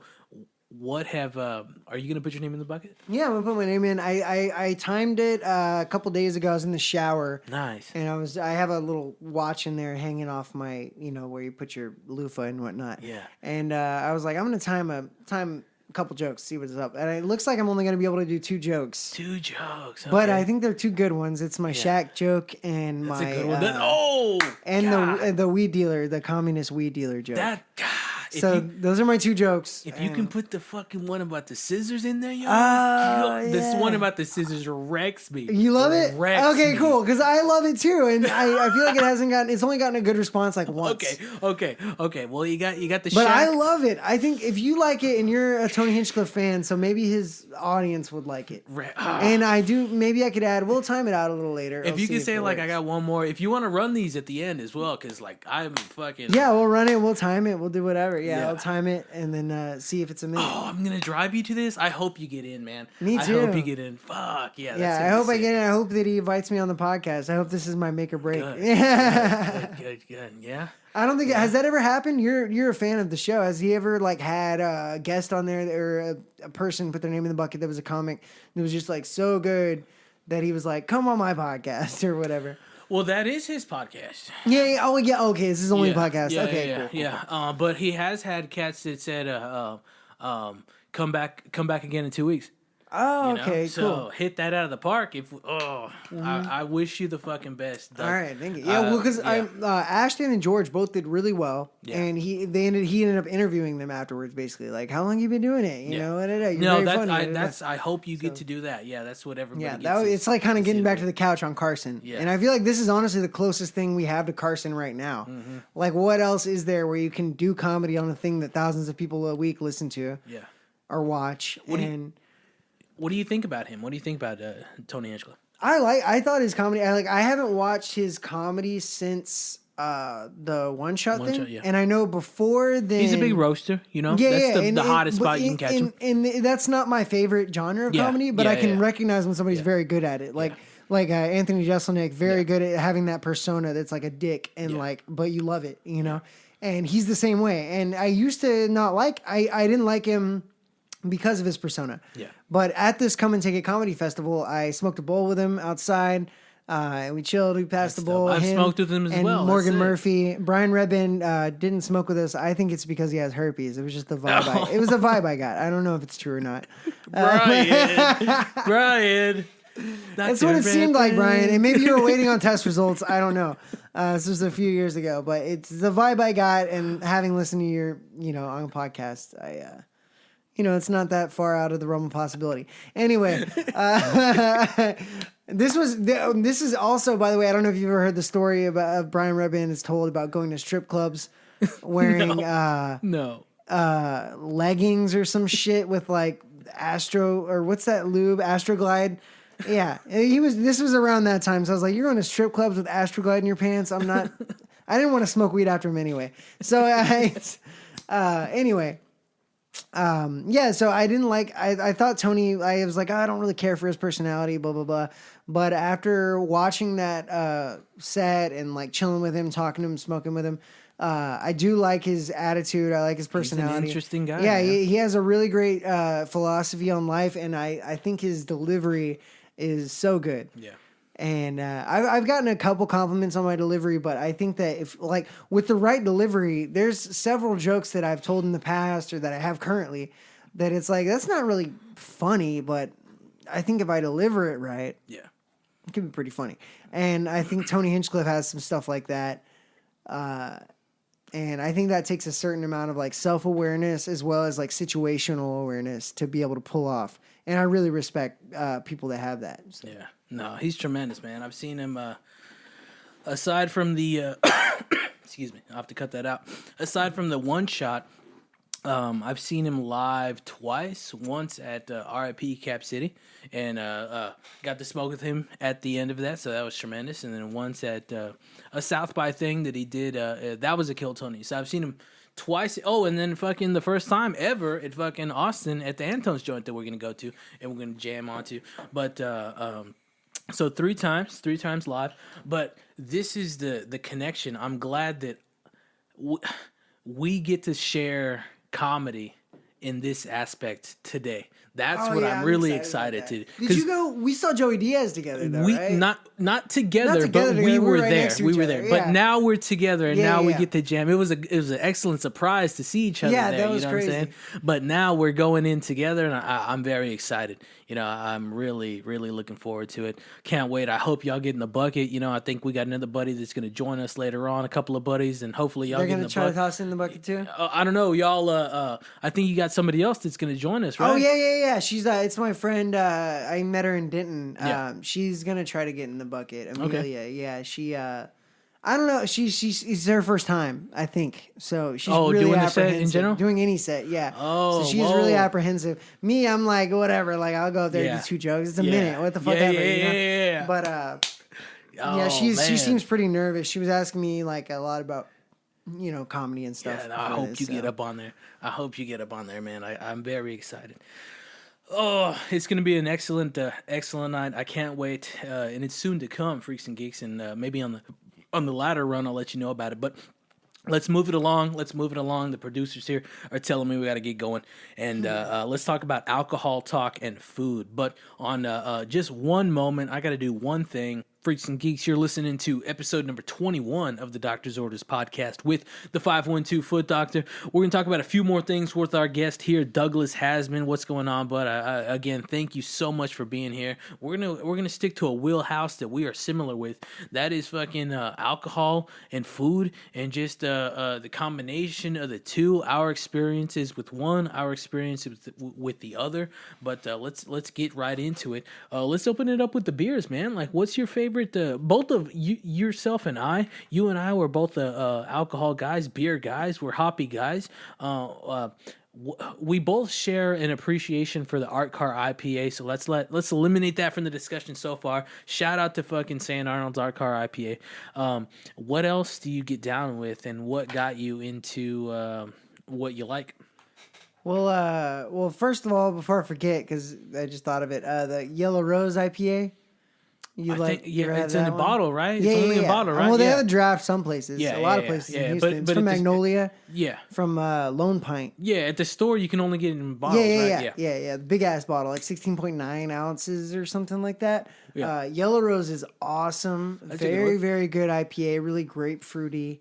What got me into IPAs? I'm trying to remember, because I know for sure, because I've told this to a lot of people. Like, when I first started drinking beer, it was Deschutes Black Butte Porter. Mm-hmm. Or not when I first started drinking beer, when I first started drinking craft beer. Because at first it was like Shiner, and I was like, oh, Shiner's great. I love Shiner, love Shiner Cheer, all that. I think Shiner Cheer, it came out when I was like in high school, I think. Love Shiner Cheer too. And then when I was working in restaurants, working at Mellow Mushroom, and like had all this beer on tap, and craft beer was just starting to get big in like 2010, 2011, stuff like that. We had Deschutes Black Butte Porter, which I believe is from Oregon, Bend, Oregon, I think.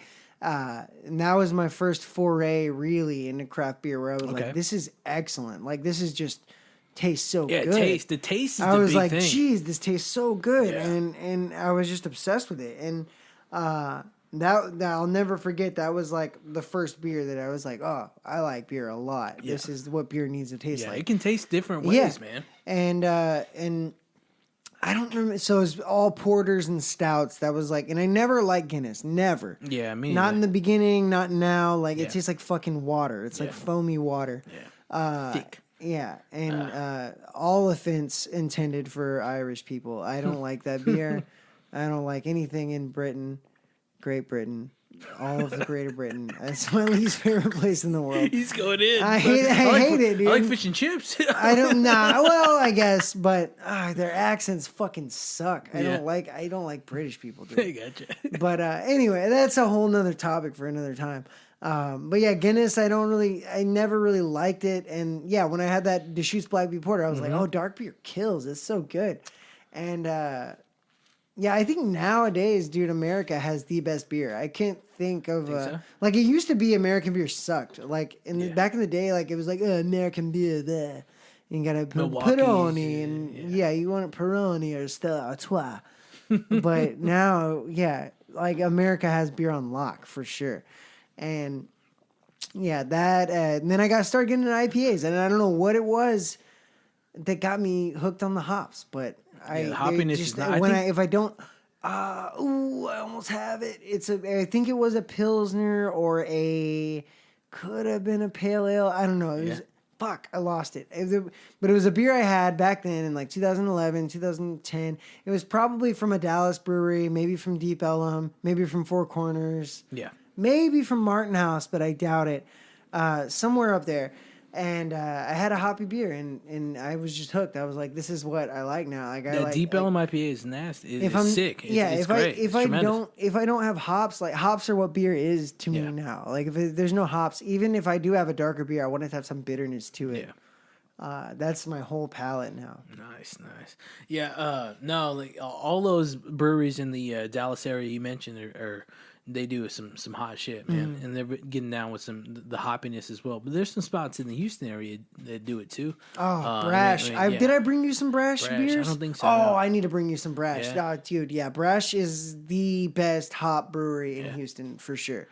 I mean, Sigma, or I think they're called now Equal Parts Brewing. They do some good hoppy stuff too. You could probably get in your HEB. Look for, I think it's called Medina Sod. Okay. Not Brash. Brash you can't get at HEB. Okay. Medina Sod? Medina Sod, that's Equal Parts. Yeah. Or you may see it as Sigma if they still have some old cans out. But that brewery is in East Downtown in Houston. They do really, really good hops. But Brash is the best. Like to me, if I had to pick one hoppy beer to have for the rest of my life, it would be from Brash. Okay. They have so many, it's hard to pick. But Easy 7 is a great pale ale. It's hoppy as fuck. It's hoppier. It's probably hoppier than Arcart. It may be a little less, but it's right around that. But it's a pale ale, and Easy 7, and that's the letter E, the letter Z 7. It's a skate spot in Houston. Easy 7. And then there's Pussy Wagon. Okay. Is their double IPA. Oh shit! I'll have to check that out. Yeah, I know that one. So the TABC actually told them they cannot sell Pussy Wagon in restaurants anymore. Oh. Even though most restaurants they label as P Wagon or something like that. But no, the TABC cracked down on Pussy Wagon, so now you can only get it at the brewery. Scumbags. But I'll get you some Pussy Wagon. I'll drive it up. It's good. Cool. It's fucking good. Cool. And they have all sorts of other Cali Green. That's their West Coast IPA. All right. Cali Green is great. When I used to work at a restaurant that had all those, I would go half and half Easy 7, half Cali Green, mix them up. Oh, the blend. Did you like the Pine House pizza? Oh, it was, great. Yeah, the beer was very good. The pizza was awesome. Good. But, the beer was awesome, too. Yeah. They got a new one over here off of, what's that one going toward Houston? 71? Yeah. 71? Yeah, there's a huge fucking Pine House Pizza, like, warehouse, and they have food and shit there, too. Oh, man. So that's the newest venture for Pine House is that spot. A lot of brew, what's it? Not kettles, but brew. Brew pubs? No, just the tanks. The tanks, brew tanks. Yeah, a lot of brew tanks and decent spots to take a seat and order something to eat there. Dude, they allow dogs, right? They got it. I don't know about that one. I've never been to that one. They're off the highway. I feel like they probably got it. Hopefully I don't know. Hopefully they have an outdoor spot. Yeah. But I couldn't imagine it being all indoor, like right off the highway like that or whatever. They probably have a lot of space. Yeah. But Yeah, I might. Maybe I'll stop by if I get my shift covered tomorrow. Yeah, I'll hope you do. Go stop by. Hope you do. I can't go cover for you. Yeah, I gotta. But you got to come down to Houston too on a Sunday or Monday. Like Yes. I got a real weekend now, Yeah. which is I've never had really ever. What I would love to do is just schedule some things where we can go. I'll take the ship here and we go do a podcast over there at your spot. Oh yeah, hell yeah, yeah, some recurring shit for sure. Because you're one of the heart and souls of the fucking show, bud. For sure, the one of the first 10. So that's it right there. Oh, let's talk more about alcohol. Let's move into the whiskeys, the wines. You spoke about the steak in the previous talking points that we have, but let's talk about some whiskeys or some some vodkas or something like that. Some anything in that venture. Well, I hadn't been a liquor person for like forever. Because we've talked a lot about beer. I love beer. I'll always love beer. I don't think I'll ever. We didn't talk about fruited sours. We talked about fruited sours last time. I've been getting out of those mainly. It's a financial issue. They're like $30 a fucking 4-pack. It's a health thing too. They're like probably 2,000 calories a can. So I haven't been messing with those as much. Good. But they're starting to sell them in HEB, so I start on the Urban South. Them up. Not Urban South, but just like 903 is the main one. Oh yeah, I seen that. And they have a couple other ones too. Yeah, I seen that one. And also, I have friends that are beer nerds. They just gave me like a 4-pack from like way back, like an aged Urban South 4-pack. One of them exploded. I can't remember what flavor it was that exploded like crazy. Yeah. I cracked it and it was just foaming. We had last Sunday. We had like a friend it was like a January birthday get together, and we were all chilling and drinking some Urban South. But I hadn't drank liquor in a long time. Wasn't a fan. I think when I was like 21 or 22, I came home from college, and my brothers were like, "Oh yeah, you big college boy now. You can drink with us." And they made me, I would say probably four to six whiskey and Cokes that were like 4 fingers whiskey and like 4 fingers Coke, like big glasses, like just whiskey and Coke. And I drank them. And I was doing all right, and then they started doing Buffalo Ball Sweat shots. Okay, I don't know what that is. Which is whiskey and Tabasco. Ooh. Disgusting. Yeah, whiskey and Tabasco in a shot glass, and you shoot it. And I think I did 2 or 3 of those on top of all the whiskey Cokes. And I remember sitting there and thinking, like, all right, I should not be around my family right now. I'm really, really fucked up. So I go in my room, and I try to lay down, and the room is spinning, and I'm like, well, this is no good. My whole family's still at my house. It's like Christmas. Might have been New Year's, but I think it was Christmas. And my whole family's in my house, and I'm like, I gotta, just gonna go to the bathroom. So I go in the bathroom, and I'm sitting on the toilet, and there's like a Sports Illustrated. Yeah, Sports Illustrated right there. I pick it up. I start reading it. The words are like moving around, and I'm like, all right, this is not happening either. So I go back to lay down. And as soon as my head hits the pillow, I shoot up and I'm like, I'm about to throw up. And I start going to the bathroom and I cover my mouth with my hand and I throw up and it's like squirts through my fingers. It's on the ceiling. It's like literally streaming out of my hand, just projectile on the ceiling, on the walls, on like the family portraits, everything. And my mom and dad are like mad because my siblings got me all fucked up. So they made all of my siblings clean up my terrible, terrible mess. And since then, I like could barely even smell whiskey or bourbon. Rather bourbon. I think this was Evan Williams that we were drinking. Okay. Or it might have been Wild Turkey, but I think it was Evan Williams. Wild Turkey's out of sight though. That's like 100-something%. Ooh, yeah. And now I am just now getting, I was 22, 23. I'm about to turn 30. If you're listening to this, it's my 30th birthday. Come tell me happy birthday and Venmo me. Go ahead and Venmo me. It's Douglas383. Hit it. But yeah, so that's been at least 7 years, maybe longer, that I could not even smell whiskey. And now I can finally drink it. And when I drink bourbon, I drink whiskey, drink some rye whiskey. I haven't really tried scotch yet lately. I haven't tried scotch in probably 2 years. I used to despise scotch. I'm not a big peat fan. But whiskey and bourbon now, I really enjoy the flavors. Like I don't really like get drunk on it. Like I don't get whiskey and cokes at a bar or anything. But like at Christmas, my brother had some whiskey. I tried a little bit. It was Old Humble Distillery, I believe. That's in East Houston. Okay. It was pretty good. It was pretty good. And then Yellow Rose Distillery, which I think is in West Houston, if I'm not mistaken. Yeah. I haven't been there, but my friends have been going, and they'll bring back like these handles of this Yellow Rose whiskey and bourbon. I think they have a couple. I don't know what all they have. I haven't looked at the bottles, but I've tried a couple different ones for my friends, and they're amazing. Yeah. Yellow Rose, very, very good. Nice. Excellent. Excellent. Yeah, I've been getting back into the whiskeys and bourbons. Good.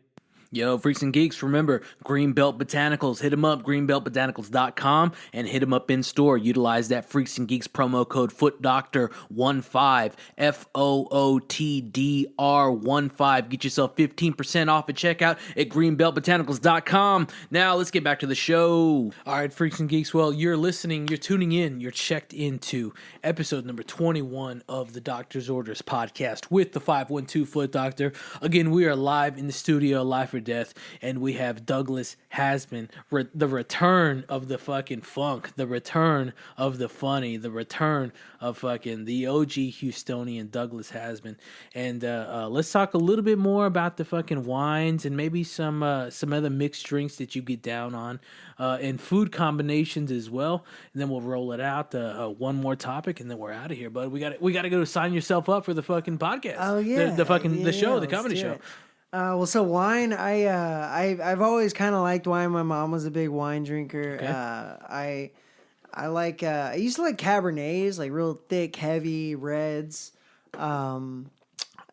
Chilled or room temp? Nah, room temp. Like, yeah, me as well. Good. That's especially not a Cabernet. Yeah. Maybe a white, but wine, it's not like beer. You Yeah. know, it's not effervescent. I mean, if I'm going with a bubbly wine, I'll definitely go chilled. But I've never once bought. I used to actually buy like champagne before parties in college. I had a phase where I'd buy a bottle of champagne, just show up to the party with it and drink the whole thing.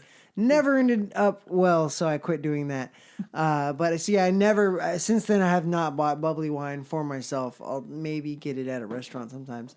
But yeah, and then going from heavy reds, I started drinking Pinot Noirs. Okay. Which I like really started to like. And we were talking earlier about natural wines. Yeah. And I tried and I've had people like request natural wines like at work and stuff. They're not very common. A lot of people don't buy them. They're lower in ABV because I didn't know that. Yeah. I know they don't have like sulfates or nitrates or whatever the fuck they call them. They don't break a high ABV where you'll get like some ABVs ranging from 12 to 13.9, 14%, 15 cabs, like heavy cabs, 15, 16 these naturals sometimes. are in the single digits, I think. Yeah, a lot of white wines are like that, or like rosés. So that's like I had They're very good though. Yeah, I had a Action Bronson's natural wine. Oh shit! I can't remember what it was called. This was a long time ago. I think it had some kind of an Asian or Japanese kind of name. I can't really remember. Yeah, and I want to say it was a rosé. But I also can't remember that. It could have been like maybe a white Zinfandel, but I doubt it. He does some badass shit. But man. it was like a pale colored wine. Okay. It was really, really good though. I got it at Nancy's Hustle. I think it was Nancy's Hustle. And the guy was just like, "Hey, we have this. We just got it in. It's not on the menu yet. If you want to try it." It might have been Nobi's. It might have been at Nobi's. It was in Houston. Nancy's Hustle and Nobi's, both great restaurants. Oh shit. Have to check them out. I can't wait to visit you. Freaks and Geeks. Yeah, we're gonna do a podcast at your crib, right? Yeah, for sure. Yeah. Fucking mobile podcast. My lease is up in March. I'm probably gonna find somewhere else in Houston, hopefully. But if you come before March, it'll be at my place now that I've had for the past 3-4 years. Oh yeah. All right, excellent. It's a good place. It's a good spot, right? Real good proximity. That's one of the things I'm considering, bud, is taking this motherfucking mobile to the buddies, to wherever y'all are at. Let's do a podcast at y'all spot. I know. Shout out to the Spudster 69, DJ Spud, the real DJ Spud. We're gonna try and go out to way out there in the Dallas area and do a podcast from his studio hub there. So I'd love to check yours do a little out. Texas tour. You can do a group called called like the Texas tour. Yeah, just do like a 3 or 4 episode thing. Yeah, man, that would be fucking solid. Yeah. I like that. You'd have to be included on that. I think that's the future, man. The definitely the future of the podcast. So just getting out there. What else on wine? We got the natural wines. We talked fucking drinks. Oh, if we're talking pairing, if we're talking about like mixing, let's talk about pairing. What about cheese? Do you like cheese and beer? I love cheese and beer. I go cheese and wine more often than not, but I could do cheese and beer. Cheese. I love cheese. I buy cheese. I've been buying it lately. I mean, I buy it always, but lately, what I've been buying it for is for the purpose of eating while I decide what to cook. Okay. Shit. Or eating while I'm waiting on my food to get ready. What's your favorite cheese? Oh man, that's hard. I have to go blue. Blue. Oh, I'd have to go just straight up blue cheese, dude. Like I love blue cheese. Me too. And then maybe other favorite cheeses. Asiago is a good go-to. I actually got it recently, but before that, it'd been a long time. That was my first foray into cheese. Was like Asiago. You got like a Gouda? Gouda's pretty good. I like raclette is pretty good. Never had that. I don't like brie. Brie is my least favorite cheese. It's okay. It's not that bad for me. I'll take a brie. I don't like it. It tastes. I'm not a big fan. And then what else besides blue Gruyere or whatever? Munster. I like Munster. I like Harlsberg is a nice light. I haven't had that. Harlsberg, if you want like a light cheese for like a thinly sliced on a sandwich. Harlsberg is great for that, or something. If you have like a really light wine, Harlsberg will be good for that too.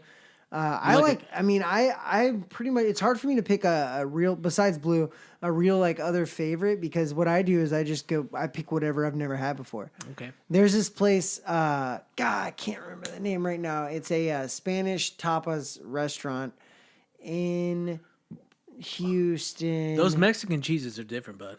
It's not Mexican, it's Spanish. No? It's like, and I think it's more Brazilian. It's like South American. Okay. So they have all sorts of stuff. And they also have a lot of Italian stuff too. It's just a little like tapas restaurant. All right. But the thing about them is and I'll think of the name soon, but they basically, you can get like build your own charcuterie. They have like a list of cheeses and a list of meats, and you could be like, let me get one of this cheese, that cheese, this cheese, that cheese, and then like this meat and that meat. Where's the gabagool at though? You know? Yeah, dude, gabagool. I love gabagool. And the prosciutto is my favorite though. Yeah. Capicola is all right, but prosciutto is my number one favorite.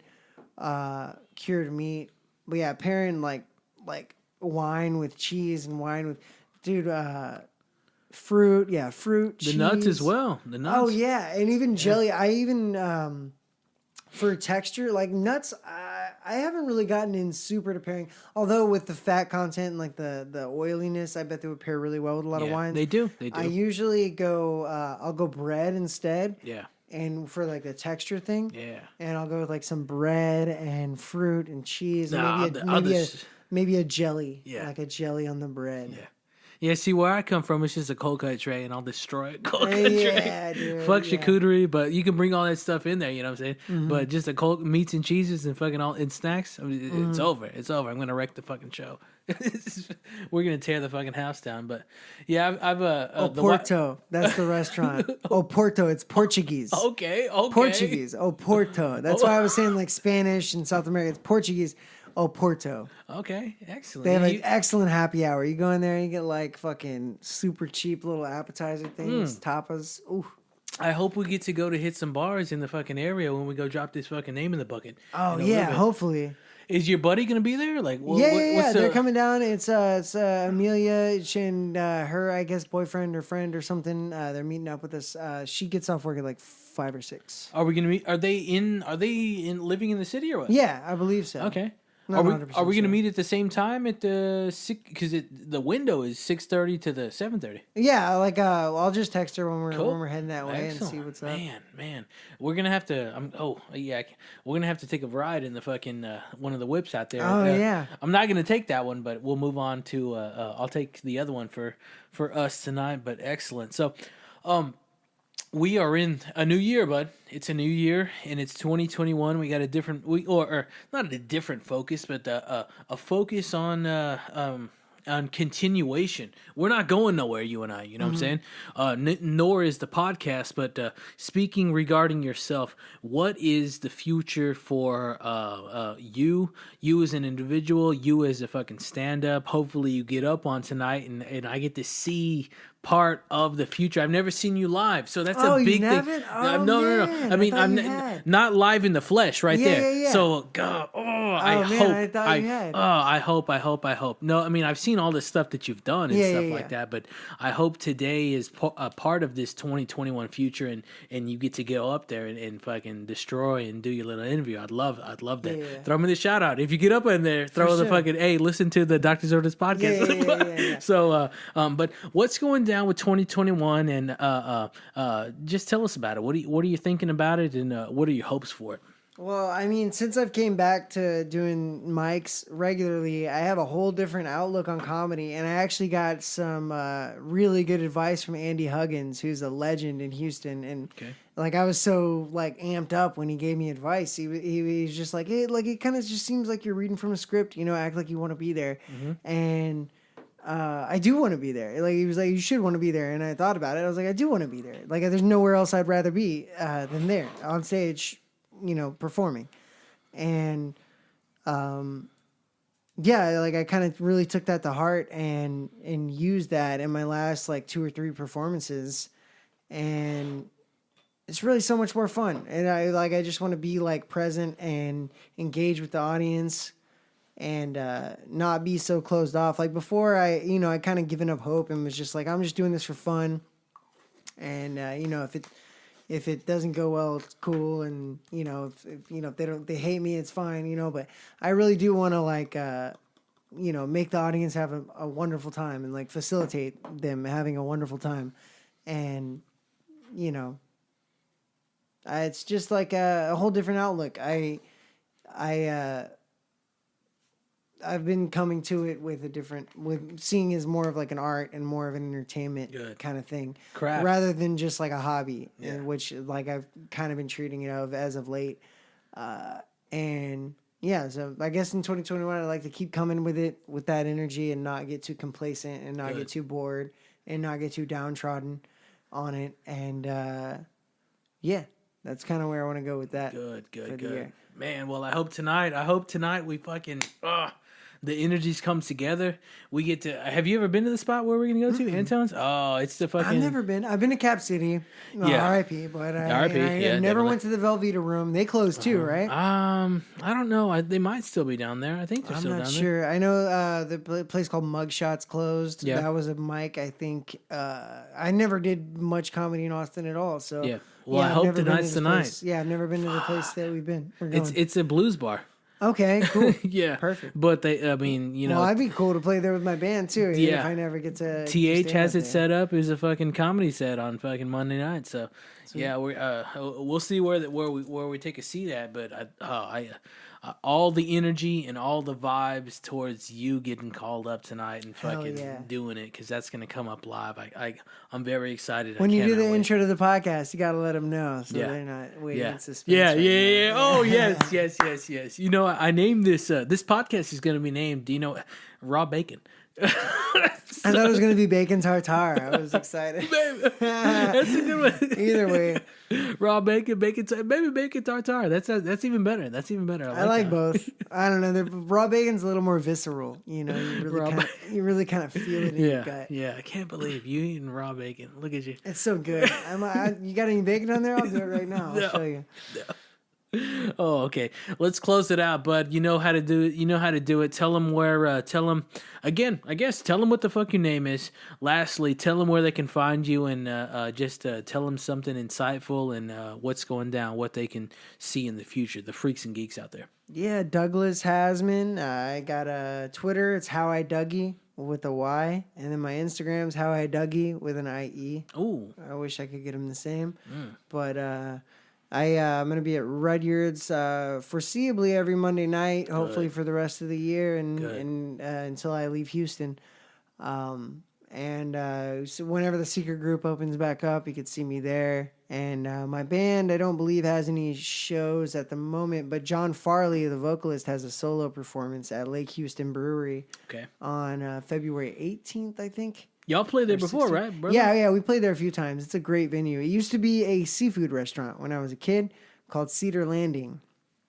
And it was like some fried seafood on Lake Houston. It's pretty cool, pretty homey. And then they changed to the Cedar, kind of like more upscale-y. Okay. And then now they're a brewery. All right. So Lake Houston Brewery. And actually, when they first started out, they had like 5 or 6 pretty good beers. Now they have like 20 beers. Yeah. And everyone I've had, I liked a lot. So good. They're doing good things out there in Crosby. Or it might be technically Huffman, but yeah, I think it's Crosby. Oh, geez. Well, that's it. That's it, right? What else? You're doing all that stuff like that. We can catch you on the Twitter. We can catch you on the IGs, the stand-up. And hopefully, we can catch you on the YouTube on the Kill Tony podcast. And I got, if you just YouTube my name, I got some videos of my stand-up. Some good stuff on there. I got some videos on there. You've been on another podcast as well. What was that podcast? I've been on the Regular Dude Report, which is no longer a podcast. All right. And also I've been on Stay the Course with Pat Thomas. I've been on there 2 or 3 times. I enjoyed that one. That was a good one. Yeah, he's a great podcaster. And he has a lot of really good episodes with other people, too. Yeah. So check him out. Excellent. Well, Freaks and Geeks, that's it. Doug, appreciate you. Thank you very much. We're gonna wait just a little bit. We'll show you out, and then we got to head off to downtown to 6th Street. Do some comedy, make some magic, let it happen. That's it right there. All right, man. Thank you very much. Let's close this one out. Appreciate it. Again, next time we got to do it again. Oh yeah, for sure. Fuck yeah. Well, Freaks and Geeks, that's all she wrote. Once again, I want to thank my guest, Douglas Haseman, for coming live in the flesh, live in the studio at Life or Death, getting a nice chat going down, just reminiscing and talk about in some good times. Unfortunately, Freaks and Geeks, he did not get on. He put his name in the bucket for Kill Tony that evening, but he did not get in. He did not get on the show. So you know what that means. Douglas Haseman is going to be coming in. We've already set it out. Douglas Haseman is going to be coming down and putting his name in the bucket once a month until he gets on. All right, repping Houston, and also when he's going to be coming down here, so we're going to be doing podcasts. So be looking out for Douglas all the time on this podcast. He is a core character. He is a core guest of the podcast. So go follow him, Freaks and Geeks, on the Instagram. He told you where to find him. How I Dug You with the E and How I Dug You with the IE. Check him out. You'll find his name in the description of this podcast. So all the links will be there.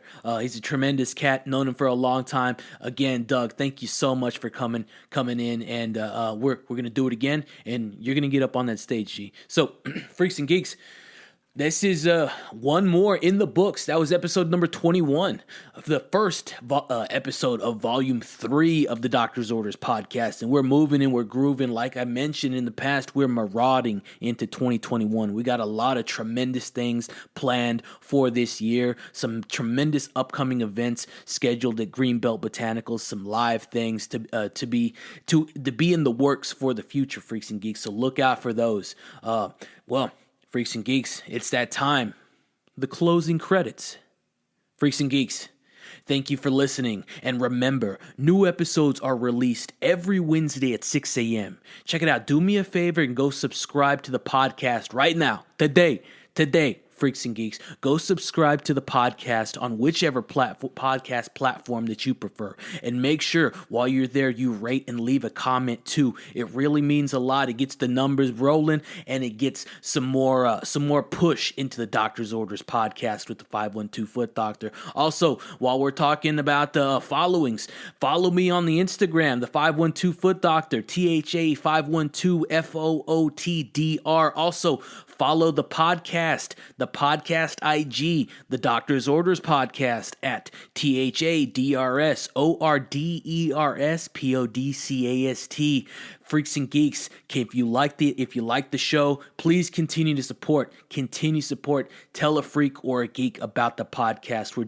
We're working some tremendous joints over here in the studio of Life or Death, and we're doing some amazing things with a lot of different guests. So there's a total total new things to come every week here on the Doctor's Orders podcast with the 512 Foot Doctor.